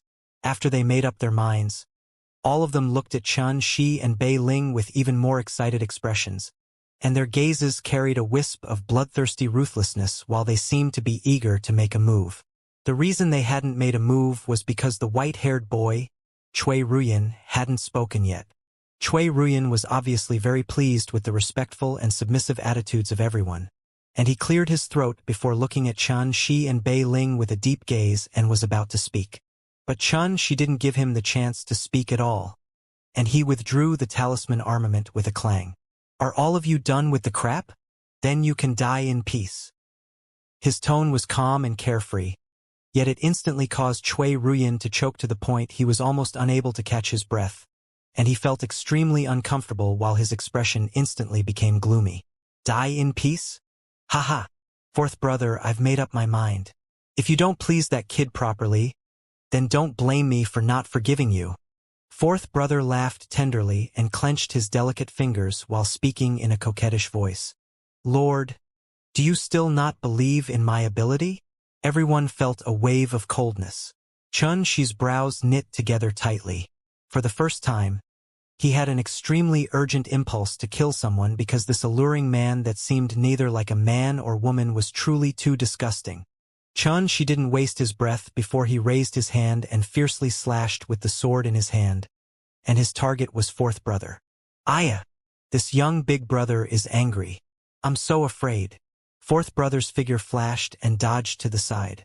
Even though his movements were delicate, his actions were swift like a bolt of lightning while his reaction speed was extraordinary. He actually instantly avoided the sword Chen Shi executed.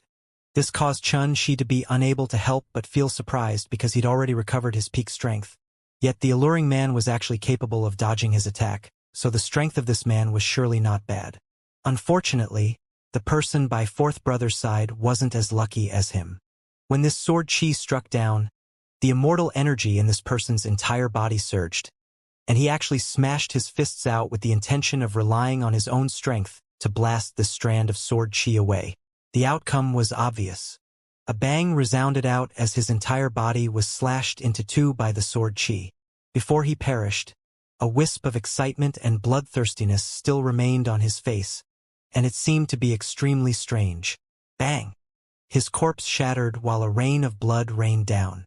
This sudden scene caused Chui Ruyan and the others to be stunned. Never had they imagined that this kid that seemed to only be at the first level of the earthly immortal realm would actually possess such a terrifying combat strength. He really did do it for the sake of feigning weakness to trick his opponents. Extraordinary splendor flashed in the eyes of the nearby Bei Ling. "Aya! How formidable! How likable!" Fourth brother clapped while crying out in a sharp voice. He seemed like an infatuated woman and was completely unaware that the expressions of everyone including Chui Ruyan were gloomy and heavy at this moment. On the other hand, the corners of Chen Shi's mouth couldn't help but twitch because of these words. He's made up his mind that he would surely torture and kill this utterly detestable fellow. This kid intentionally concealed his strength. He's a 7th level earthly immortal realm. No, he's at the 8th level of the earthly immortal realm? The eyes of the white-haired boy narrowed while strands of dim green light surged within them, and it was extremely frightening.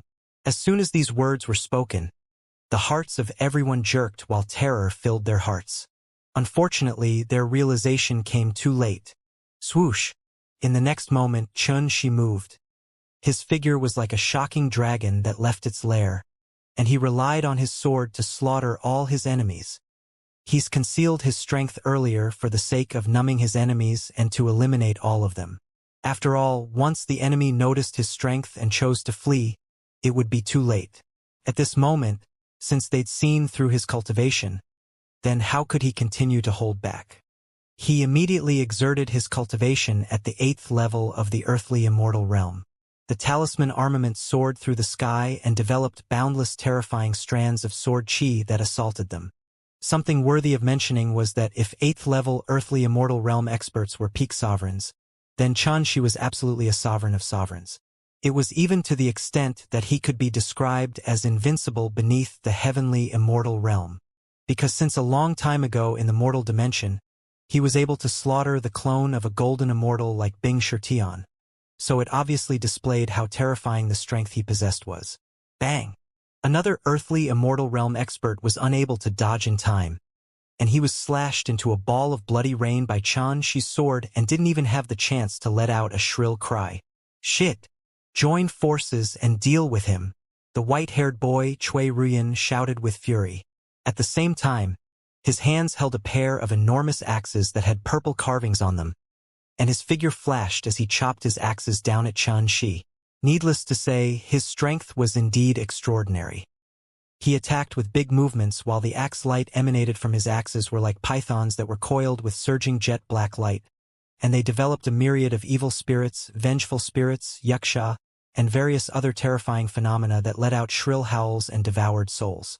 This expanse of the heavens and the earth seemed to have transformed into a purgatory of evil spirits. Unfortunately, no matter how he pursued, he was unable to catch up to Xianxia's speed, and Xianxia had seized this opportunity to kill a few more people instead. Practically every single strike of his sword took a life, and he was mighty, swift, and seemed unstoppable. His extraordinary bearing could be said to be one where he took a life with every 10 steps and was unstoppable. This was bound to be a slaughter that was without suspense. Before the combat strength that Xianxia possessed at this moment, he was already invincible amongst those of the same cultivation. So annihilating these Chui clan experts that hadn't even attained the 8th level of the earthly immortal realm was naturally as simple and easy as killing chickens. In merely a short moment, only the white-haired boy and 4th brother remained. Something that had to be mentioned was that 4th brother was unlike everyone else. He actually didn't reveal any panic or rage when he saw his companions being killed while Xianxia revealed great martial prowess. He was excited to the point his face flushed red instead, and his gaze towards Xianxia was extremely gentle and seductive. Even though he was like this, he was the most skilled in fleeing amongst everyone present. His movement technique caused him to seem like an ethereal spirit, and he avoided Xianxia's pursuit on many occasions, causing him to be someone that couldn't be underestimated. I'll kill this woman if you don't stay your hand. Cui Ruyan stopped chasing after Xianxia, and he flashed to arrive before Bei Ling instead. He stretched out his hand and grabbed with the intention of holding onto Bei Ling's neck in order to threaten Xianxia with her life. Cui Ruyan soared to the sky and teleported over. The fingers on his palm clenched together slightly like he was capturing a dragon or a chain that could imprison the heavens. His speed was unbelievably swift like a bolt of lightning. This was his full-force strike, and he was confident that it was sufficient to easily capture Bei Ling Bang. However, an unexpected scene appeared. Bei Ling flipped her palm, and it was like a blade that pierced through the sky as it formed a peerlessly fierce penetration force that actually dealt with Cui Ruyan's strike head-on. How could this be possible? In a short 7 days of time, how could her strength have suddenly risen explosively by a great deal? Cui Ruyan's pupils constricted. After all, it was as easy as flipping his palm for him to pursue and kill Bei Ling 7 days ago, and it was as easy as how a tiger pounced on a sheep. Yet now, she'd equally fought him on par. A born freak like you really is an idiot. Bei Ling's figure flashed as she retreated 3 kilometers away. Her expression was cold while a wisp of a mocking arc hung on the corners of her mouth. Freak. Idiot. These words provoked Cui Ruyan to the point the veins on his forehead bulged, and he boiled with rage. He howled right away with the intention of charging over before torturing and killing Bei Ling. However, before he could make a move, he felt the back of his neck was held abruptly, causing him to be unable to exert strength in his entire body. He instead seemed like a doll that was lifted up by someone from behind. Ridiculing you as a freak is rude indeed, but not only is your body freakish, even your heart is freakish. You deserve being looked down upon for eternity. Xianxia held him up like a rag before fiercely exerting force with his fingers. You. Cui Ruyan's breathing became difficult, and he was on the verge of suffocating. His face that was young like a baby suddenly flushed dark reddish while his eyes seemed to pop out, causing him to seem extremely hideous. He struggled repeatedly, yet it was completely in vain. Moreover, he seemed like an ugly monkey instead, and his appearance was extremely amusing. Ha ha! Young big brother is so mighty. I simply love you to the bones. Fourth brother clapped and roared with laughter while standing in the distance, and his gaze was gentle like water while revealing excitement and infatuation as he gazed at Xianxia. It was even to the extent that he couldn't refrain from stretching out his scarlet-red tongue to lick his lips. Xianxia's entire body felt cold. At this instant, he was almost unable to control himself from killing Cui Ruyan. Watch him. I'll go kill that disgusting fellow that seems to be neither a man or woman. Xianxia took a deep breath as he sealed up Cui Ruyan's entire body with the grand confinement Dao art. And then he tossed Cui Ruyan to Bei Ling before his figure flashed towards the distant fourth brother.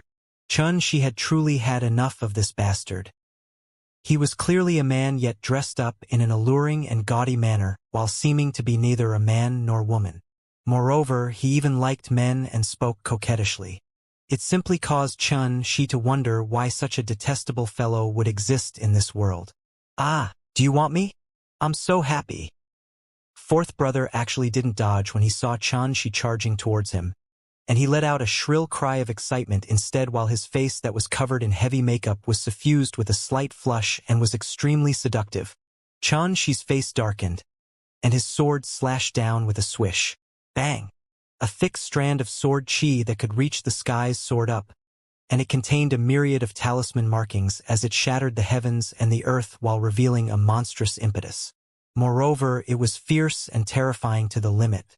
The nearby space exploded into pieces in moments, and it rumbled as it transformed into a chaotic tide that caused the heavens and the earth to be cast into a shade. He'd executed a lethal move as soon as he made a move, and this obviously showed the level of detestation she possessed towards fourth brother. Fourth brother was clearly only at the 5th level of the earthly immortal realm, yet he was actually not afraid in the slightest when facing Xianxia's full-force strike. Young big brother, unless an immortal that has grasped the energy of the laws descends. Otherwise, no one can kill me. He covered his mouth with his hand while he giggled and flashed to the side. In the next instant, his figure had already transformed into a myriad of bloody lights that were fine like the hairs of a cow, and they rumbled as they surged out in all directions. Pooh! Pooh! Pooh! Under the destruction of the sword chi, large expanses of the fine bloody lights were slashed into pieces. Yet the sword chi was entirely incapable of destroying all of them because those bloody lights were truly too dense and numerous in number.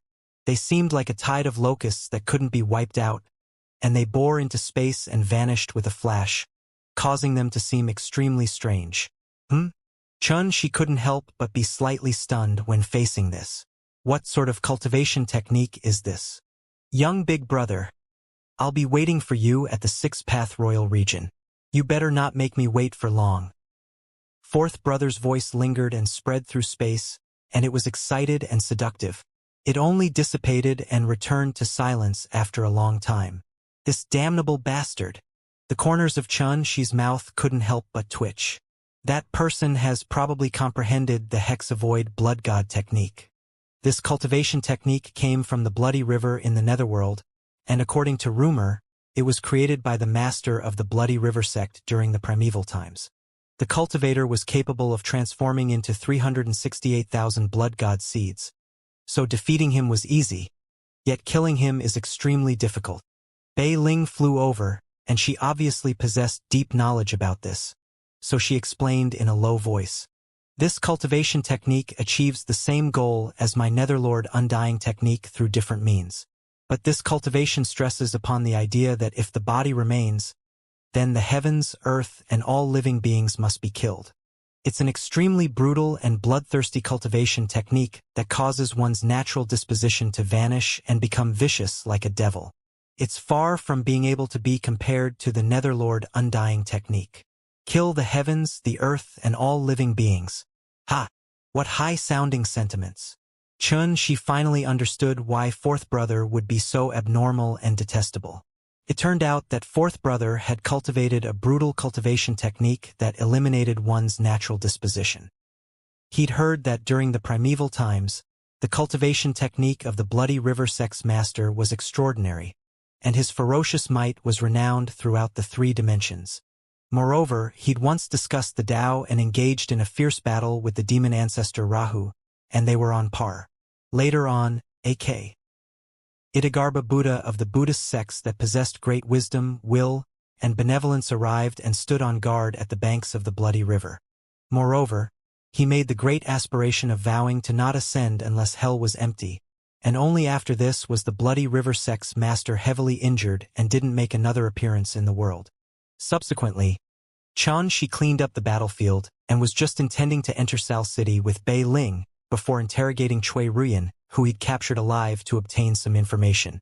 Right at this moment, Cui Ruyan, who was sealed up by the Grand Confinement Tao art, had utilized some sort of secret technique, causing his entire body to expand like a ball. Moreover, a wisp of resentment and madness still appeared on his face. Shit. Shi's eyes focused, and his figure practically instinctively flashed along with Bei Ling and vanished on the spot. Rumble. A ray of light that shot into the sky suddenly appeared where they stood earlier, and it rumbled like thunder as it drowned the surrounding heavens and earth in an area of 5,000 kilometers, causing everything to be on the verge of destruction and obliteration. Cui Ruyan had actually chosen to detonate himself. As he stood 500 kilometers away and gazed at the terrifying and destructive fluctuation in the extreme distance, She heaved a sigh of relief in his heart and said, "I never expected that this fellow would actually be so ruthless. If all the members of the Cui clan are like him, then it won't be easy to deal with." I don't share the same view. He clearly knew that he would surely die, and he was unwilling to reveal some secrets of the Cui clan. So he could only choose death to end everything. Bei Ling shook her head. She thought for a moment and approved of Bei Ling's way of thinking. Subsequently, they didn't delay any longer and entered the teleportation formation in Sal City with Cui Qingning. Meanwhile, within the Cui clan estate in the Six Path Royal region. Bang! The jade slip in Cui Fangjuan's hand was crushed into pieces, while his dignified face revealed a wisp of gloominess. He raised his gaze and swept the surroundings as he said, "Only Cui Russian returned, and the rest were wiped out." His voice was like muffled thunder and shook the hall. All the elders glanced at each other, and they were silent as cicadas in the winter. Qing Xiao, who was renowned in the world for having never failed, was dead, whereas Wang Chong from the Azura Path and Lu Jun and Rui Qing from the Ghost Path had fallen in Dark Cliff City. Now, even Cui Ruyan and another 10+ earthly immortal realm experts had actually suffered a mishap. Everyone was truly unable to imagine why a fledgling little girl would be so difficult to deal with. Russian. Tell everyone exactly who did all of this. Cui Fangjun noticed the bewilderment in the gazes of everyone, and he waved his hand while he instructed. After that, a seductive man in heavy makeup shook his body in a graceful manner as he walked into the hall and stood in the center.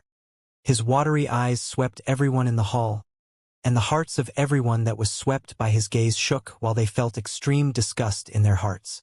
This person was precisely fourth brother, Cui Russian. Russian, it meant like a mountain. It was such a lofty name, yet it was completely unsuitable when used on him. Oh, it was a handsome young big brother. His strength is extremely formidable, and his valiant and powerful imposing aura caused my tiny heart to feel weak. Cui Russian spoke with a coquettish voice that caused everyone to frown without end, and even the second elder, Cui Fangjun, felt disgust in his heart. But he forcefully endured it in the end because amongst everyone that was present here, only Cui Russian had witnessed everything. After a short moment and when Cui Russian finished speaking, everyone actually heaved a sigh of relief in unison, while the disgust in their hearts gradually dispersed. But when they thought about that Xianxia who Cui Russian spoke about, a wisp of shock surged into their hearts once more. The 8th level of the earthly immortal realm. An extraordinary combat strength. Peerless sword Tao. When did such a formidable figure appear in the netherworld? Why have we never heard of his name? Everyone was surprised and bewildered. With such an expert protecting her, no wonder even Cui Ruyan, who was at the 7th level of the earthly immortal realm, failed. Chun, she wouldn't be someone deployed by the other powers that intend to seize this opportunity of the internal strife in our Cui clan to take a share of our Cui clan? An elder frowned and pondered deeply before he spoke. Humph, that's sheer nonsense. With our Cui clan's ancestor holding down the fort, which power would dare act in this way? Second Elder Cui Fongjun instantly overruled, and then he took a deep breath and said, "Everyone, the internal strife of our Cui clan has already caused the other powers to laugh at us. Under such dangerous circumstances, the time that we must deal with everything has already come." He paused for a moment and continued, "I have the feeling that Chun, she will surely escort Qingning to the Sixth Path Royal region very soon, and this will be our final chance as well. If we're unable to deal with her, then we can only determine the victor during the grand ceremony of worshipping the ancestors of the clan. I don't wish to delay it until that moment." The hearts of everyone shook while their expressions became serious. "Second Elder, you're extraordinarily shrewd. Why don't you clearly tell us what we should do?" Cui Russian spoke in a soft voice. Cui Fongjun couldn't be bothered to make a fuss about how disgusting this fellow's voice was, and his dignified face was suffused with a wisp of a ruthless expression. "Utilize all the strength in our possession, and we'll kill the target without mercy so long as the target enters the city." He gave the final word. After everyone left with their orders, Cui Fongjun rose up and strode up and down within the empty hall. After a short moment, he suddenly stopped moving while a wisp of bright light flashed past his eyes. "Chan Shi. No wonder I felt that this name was so familiar." In the next moment, his figure had flashed out of the hall. He wanted to pay a visit to a great figure and find out exactly what sort of background this little fellow called Chun Shi possessed. Sixth Path Royal Region. This was the core area of the Netherhell, and the most formidable powers in the Netherworld like the Six Paths and Punishment Bureau resided here. Comparatively speaking, the Nether Spring region and River of Forgetfulness region only belonged to the outer area of the Netherhell, and in terms of the vastness of their territory and the greatness of their influence, then they were far inferior to the Sixth Path Royal region. The Cui clan resided in Violet Silk City within the Sixth Path Royal region. It was an extremely ancient city whose history could be traced back to the primeval times, and it was renowned in the world because of the Punishment Bureau that was in charge of judgment and punishment. Moreover, since the ancient times until now, the Punishment Bureau had always been in the control of the Cui clan. Even if it was during the period the Netherworld Emperor was in position, control of the Punishment Bureau had never changed. Young Phoenix residence that was marked on the jade slip Gu Tian left behind wasn't within Violet Silk City, and it was within a small city 500,000 kilometers away from Violet Silk City. This small city was called Omniscient City. Even though it couldn't compare to Violet Silk City in terms of prosperousness, yet it wasn't the slightest bit inferior to Violet Silk City in terms of reputation, and it even surpassed Violet Silk City. The reason was that Omniscient City possessed the Omniscient Pavilion. Omniscient Pavilion was a power that covered the world, and there were branches of it in every single city. They sold magic treasures, medicinal pills, cultivation techniques, spirit materials, and various other treasures related to cultivation. It was a unique large trading company in the entire Netherworld. It was even to the extent that it wasn't exaggerated to say that so long as one was able to pay the price, then anything and everything in the Netherworld could be bought in the Omniscient Pavilion. Omniscient City was the birthplace of the Omniscient Pavilion. At this moment, the area outside Omniscient Pavilion was bustling with people as usual. This is Omniscient City? It really is different.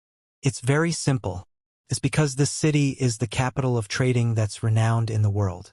There are countless merchants and small businessmen that enter and leave the city, so its commerce prospers, causing the flow of people in the city to be extremely great.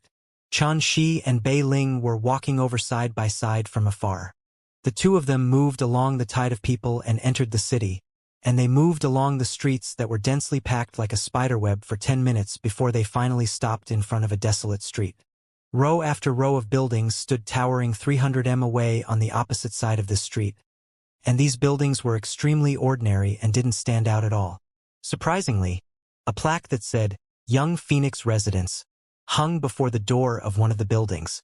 Obviously, this was a private place that Cui Ming had arranged, and besides Cui Ming, only Cui Qingning and Gu Tian knew about it. Moreover, even the clansmen of the Cui clan were unaware of this place. The young Phoenix residence was quiet and elegant, as well as bright and clean. She made arrangements for Bei Ling and Cui Qingning before he pondered briefly and then intended to go out for some time. There was an inconspicuous pavilion at the southeast from young Phoenix residence, and it was 300 m tall and possessed an ancient outer appearance. However, the plaque at the entrance shockingly said, Omniscient Pavilion. It was common knowledge that Omniscient Pavilion was the #1 trading company in the Netherworld, yet it was most renowned for its information. To customers that were able to pay the price, the Omniscient Pavilion was omniscient, and one could find out about all information and secrets from it. Conversely, if one was unable to pay the price, then the Omniscient Pavilion knew nothing. Thus, this was how the name Omniscient Pavilion was born. The background of the Omniscient Pavilion was extremely mysterious and exceedingly terrifying.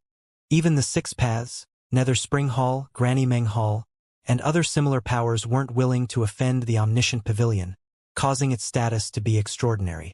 At the first level of the Omniscient Pavilion, an old man with a calm bearing sat behind the table, and he was flipping through the accounts, revealing a serious and meticulous expression.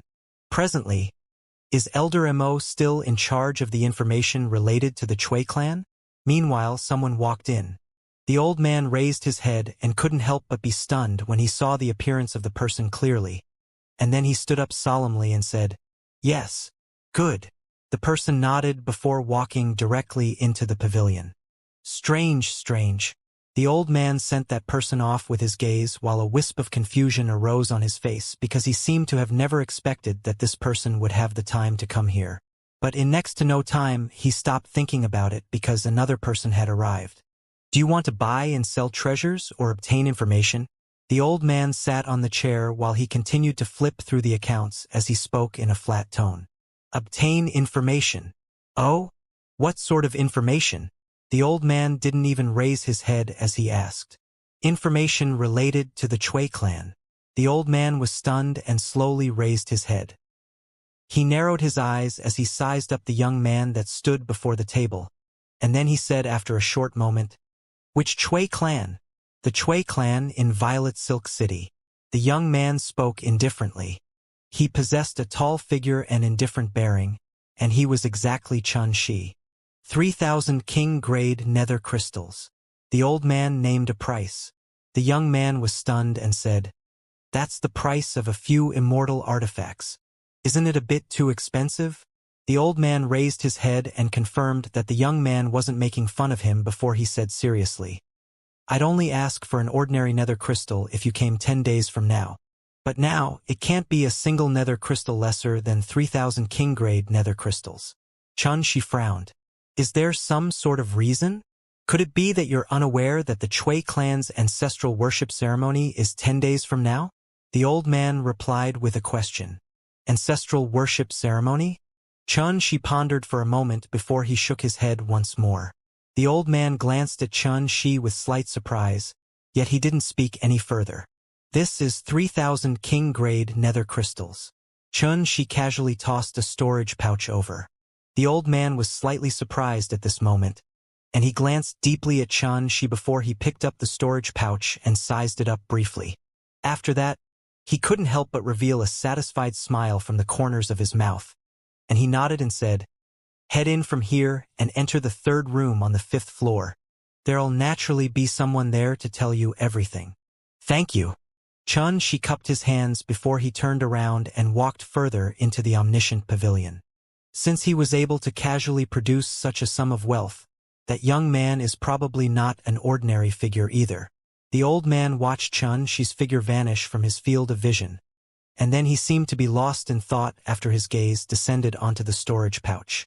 In the 3rd room on the 5th floor of Omniscient Pavilion, Chun Shi pushed open the door and entered. There was only a table and 2 chairs in this room, and the area it occupied wasn't large.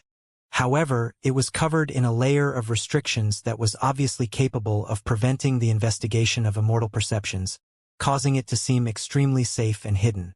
What do you wish to know? There was a black-robed man behind the table, and his entire body was enveloped beneath the black robe and only revealed a pair of calm and indifferent eyes. How was the Chui clan's netherworld disk lost? Xianxia sat before the table and spoke calmly. The black-robed man was stunned, yet he still replied. The netherworld disk is the saint artifact of the Chui clan, and it's the key to controlling the Punishment Bureau.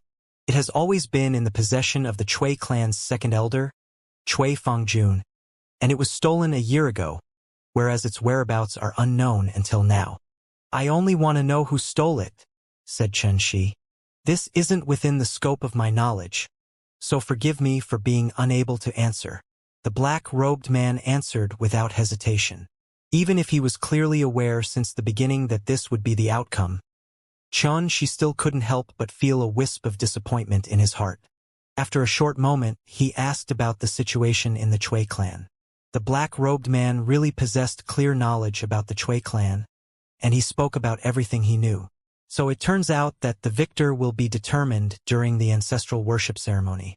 After a long time, Xianxia finished listening to the black-robed man and finally understood everything. The ancestral worship ceremony was a ceremony to offer sacrifice to the ancestors of the Chui clan, and it was held every single year. The ceremony wasn't important, and what was important during the ceremony this time was that it would finally end the internal strife within the Chui clan and allow the second elder, Chui Fangjun, to smoothly gain control of the Chui clan.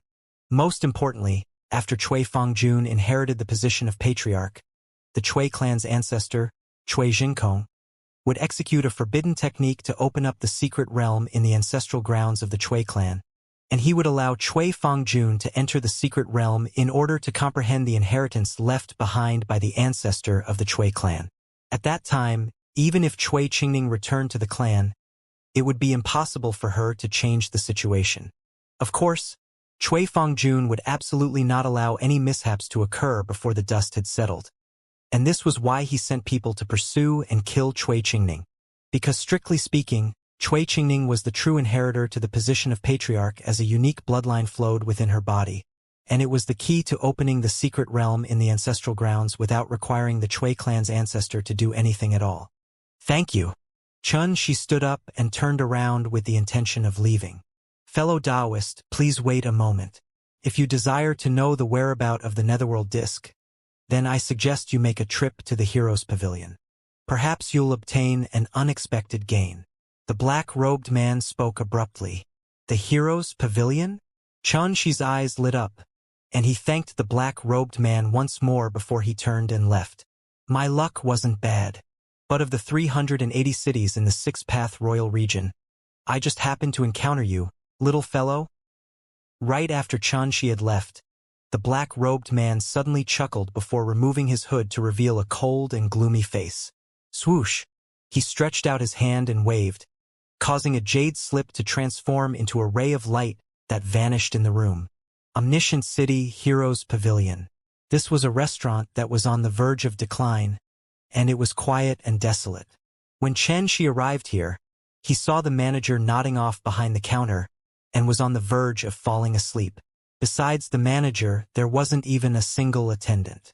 But right when Xianxia raised his foot with the intention of entering the pavilion, he seemed to have noticed something, causing a wisp of a piercingly cold sheen to suddenly flash past his eyes while he stopped moving forward. Oh, guest, you've arrived. Quickly come in. Meanwhile, the manager noticed Xianxia as well, and his spirits were refreshed while his face was covered in smiles. I'm worried that blood will flow into rivers once I enter, said Xianxia indifferently. The manager was stunned, and then he said with a smile, You're really good at making a joke. Do you think I seem like I'm making a joke? Xianxia replied with a question, and he gazed at the manager with interest. Isn't saying that blood will flow into rivers a joke? The manager chuckled and said, Of course. I'm very clearly aware that someone will surely die today. Someone like you. As soon as he finished speaking, the entire Heroes' Pavilion flashed before it suddenly transformed into a terrifying grand formation that confined Xianxia along with this expanse of the heavens and the earth.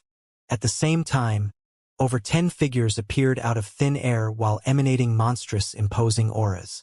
Especially the manager.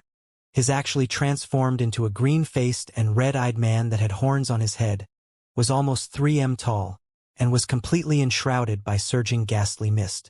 A string of bloody skulls hung on his neck, and he seemed extremely ferocious while his aura was peerlessly ruthless. Little fellow, receive death obediently. After you entered the blood transformation divine light formation, no matter how extraordinary your cultivation is, you'll transform into a pool of pus. The manager, whose appearance had changed greatly, roared with laughter. Xianxia's expression remained indifferent and calm, and he swept the surroundings with his gaze before he sighed and said, "Looks like I fell for the omniscient pavilion's trap. That was really unwise of me." His voice hadn't finished resounding in the air when he attacked ferociously, in the third room on the 5th floor of Omniscient Pavilion. The black-robed man slowly sat down behind the table before he raised his eyes to glance at the steaming hot tea on the table, and he thought in his heart, at this moment, that little fellow would probably already be trapped within the blood transformation divine light formation. Perhaps the outcome will be determined in another 10 minutes. When he thought up to here, he flicked his sleeve and then a figure fell down to kneel on the ground with a thump.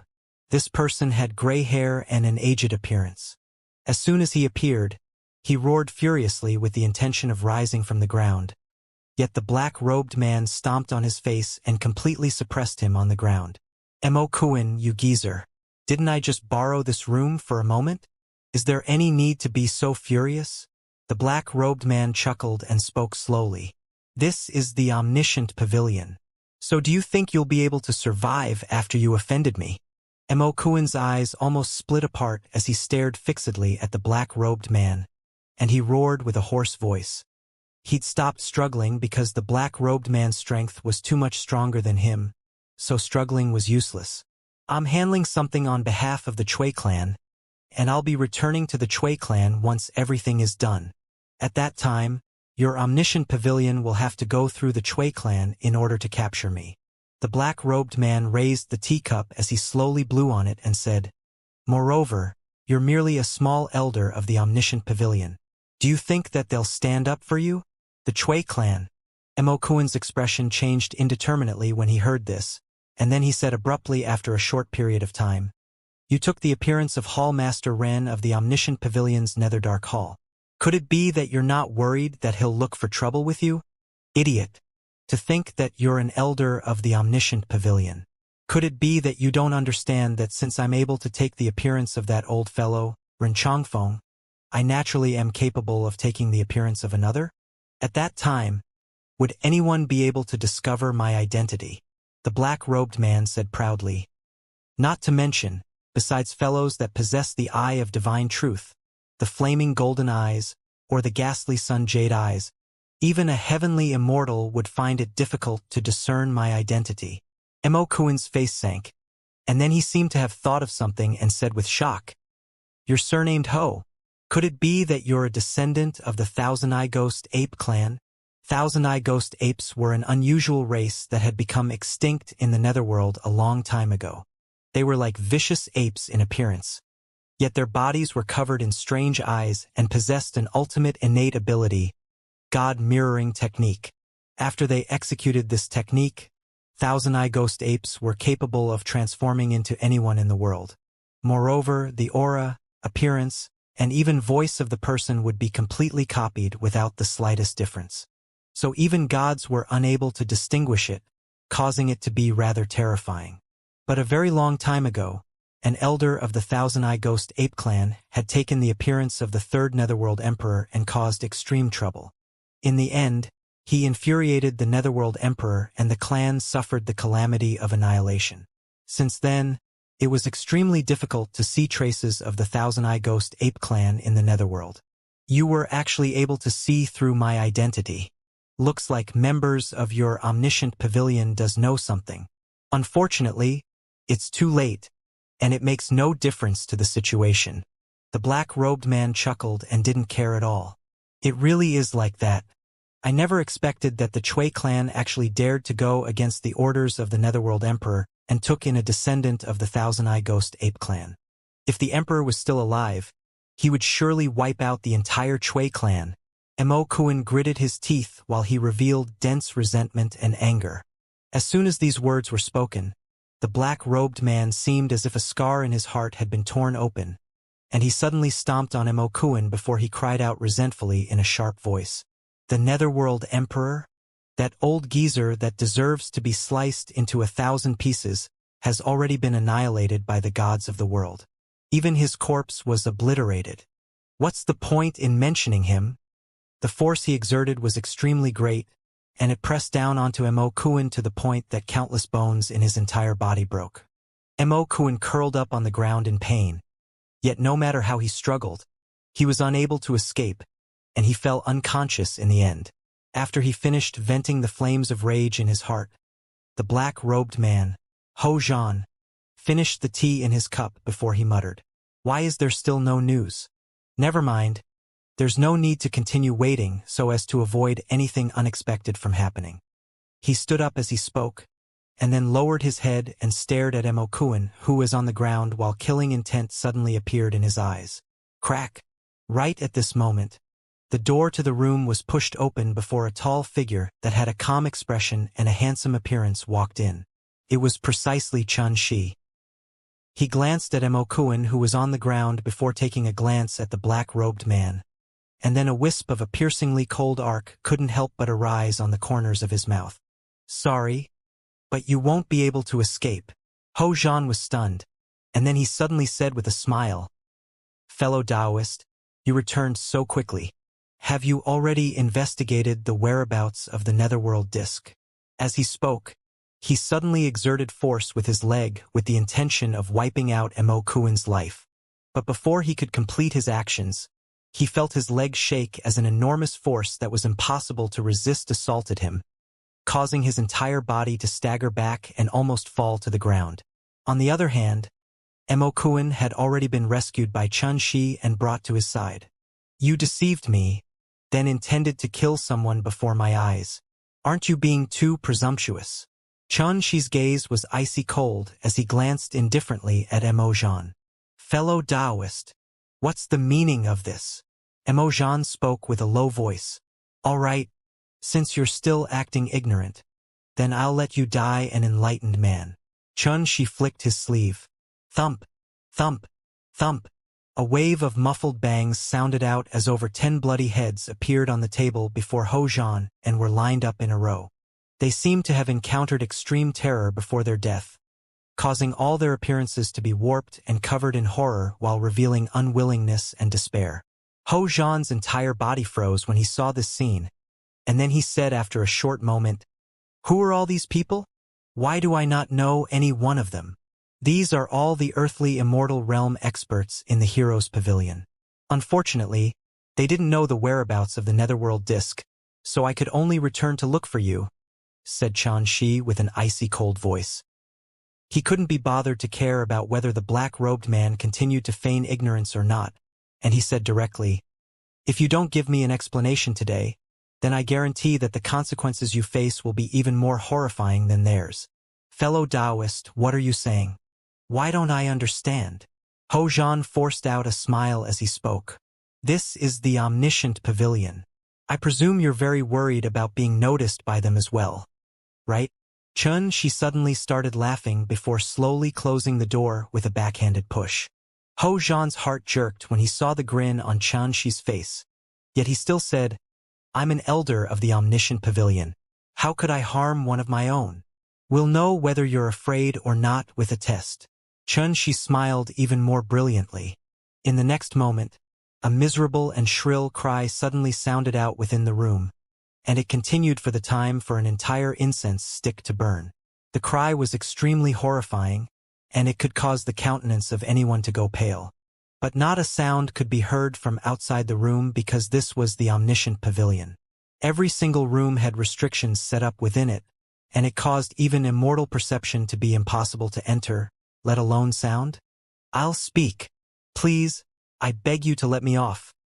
Ho Zhan's miserable and despaired howl sounded out within the room, and then all sounds stopped abruptly. Ho Zhan's entire body was bloody as he knelt on the ground. His face was mangled while inch by inch of his skin had been charred.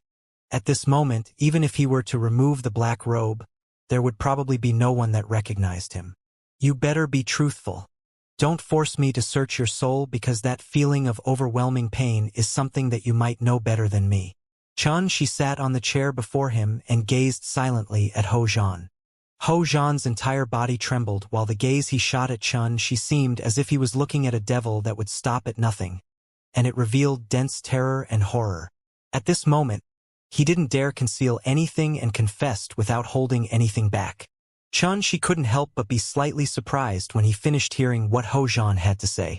Even though he'd guessed since the beginning that the Cui clan's second elder would surely utilize extremely forceful methods to stop Cui Qingning from entering Violet Silk City, yet he still never expected that the Cui clan's second elder would set up large numbers of forces in all 380 cities within the Six Path Royal region because this force had already exceeded the scope of the word terrifying.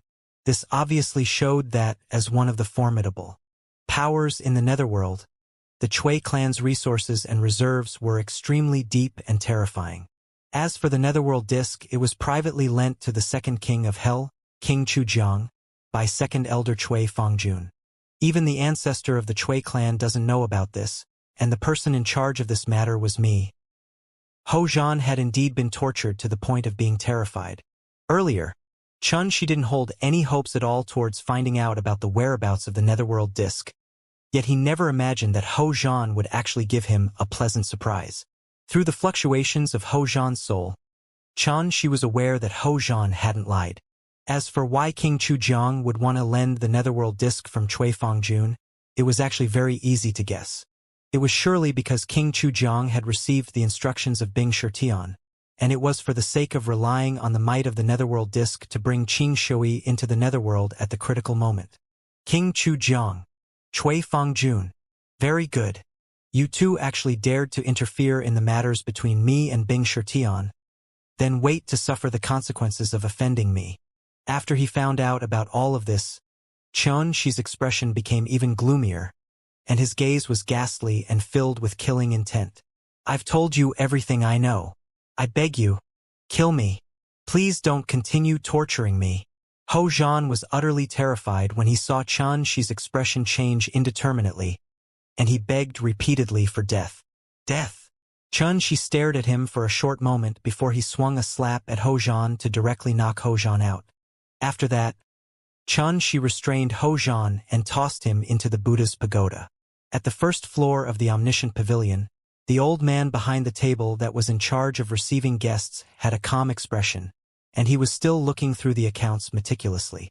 Xianxia walked forward and knocked the table before he said, I suggest that you better to take a look at the third room on the 5th floor right now. As soon as he finished speaking, Xianxia's figure had vanished. The old man raised his head with displeasure, and he muttered with a frown. Nonsense! Would anyone in the Netherworld dare to cause trouble in my omniscient pavilion?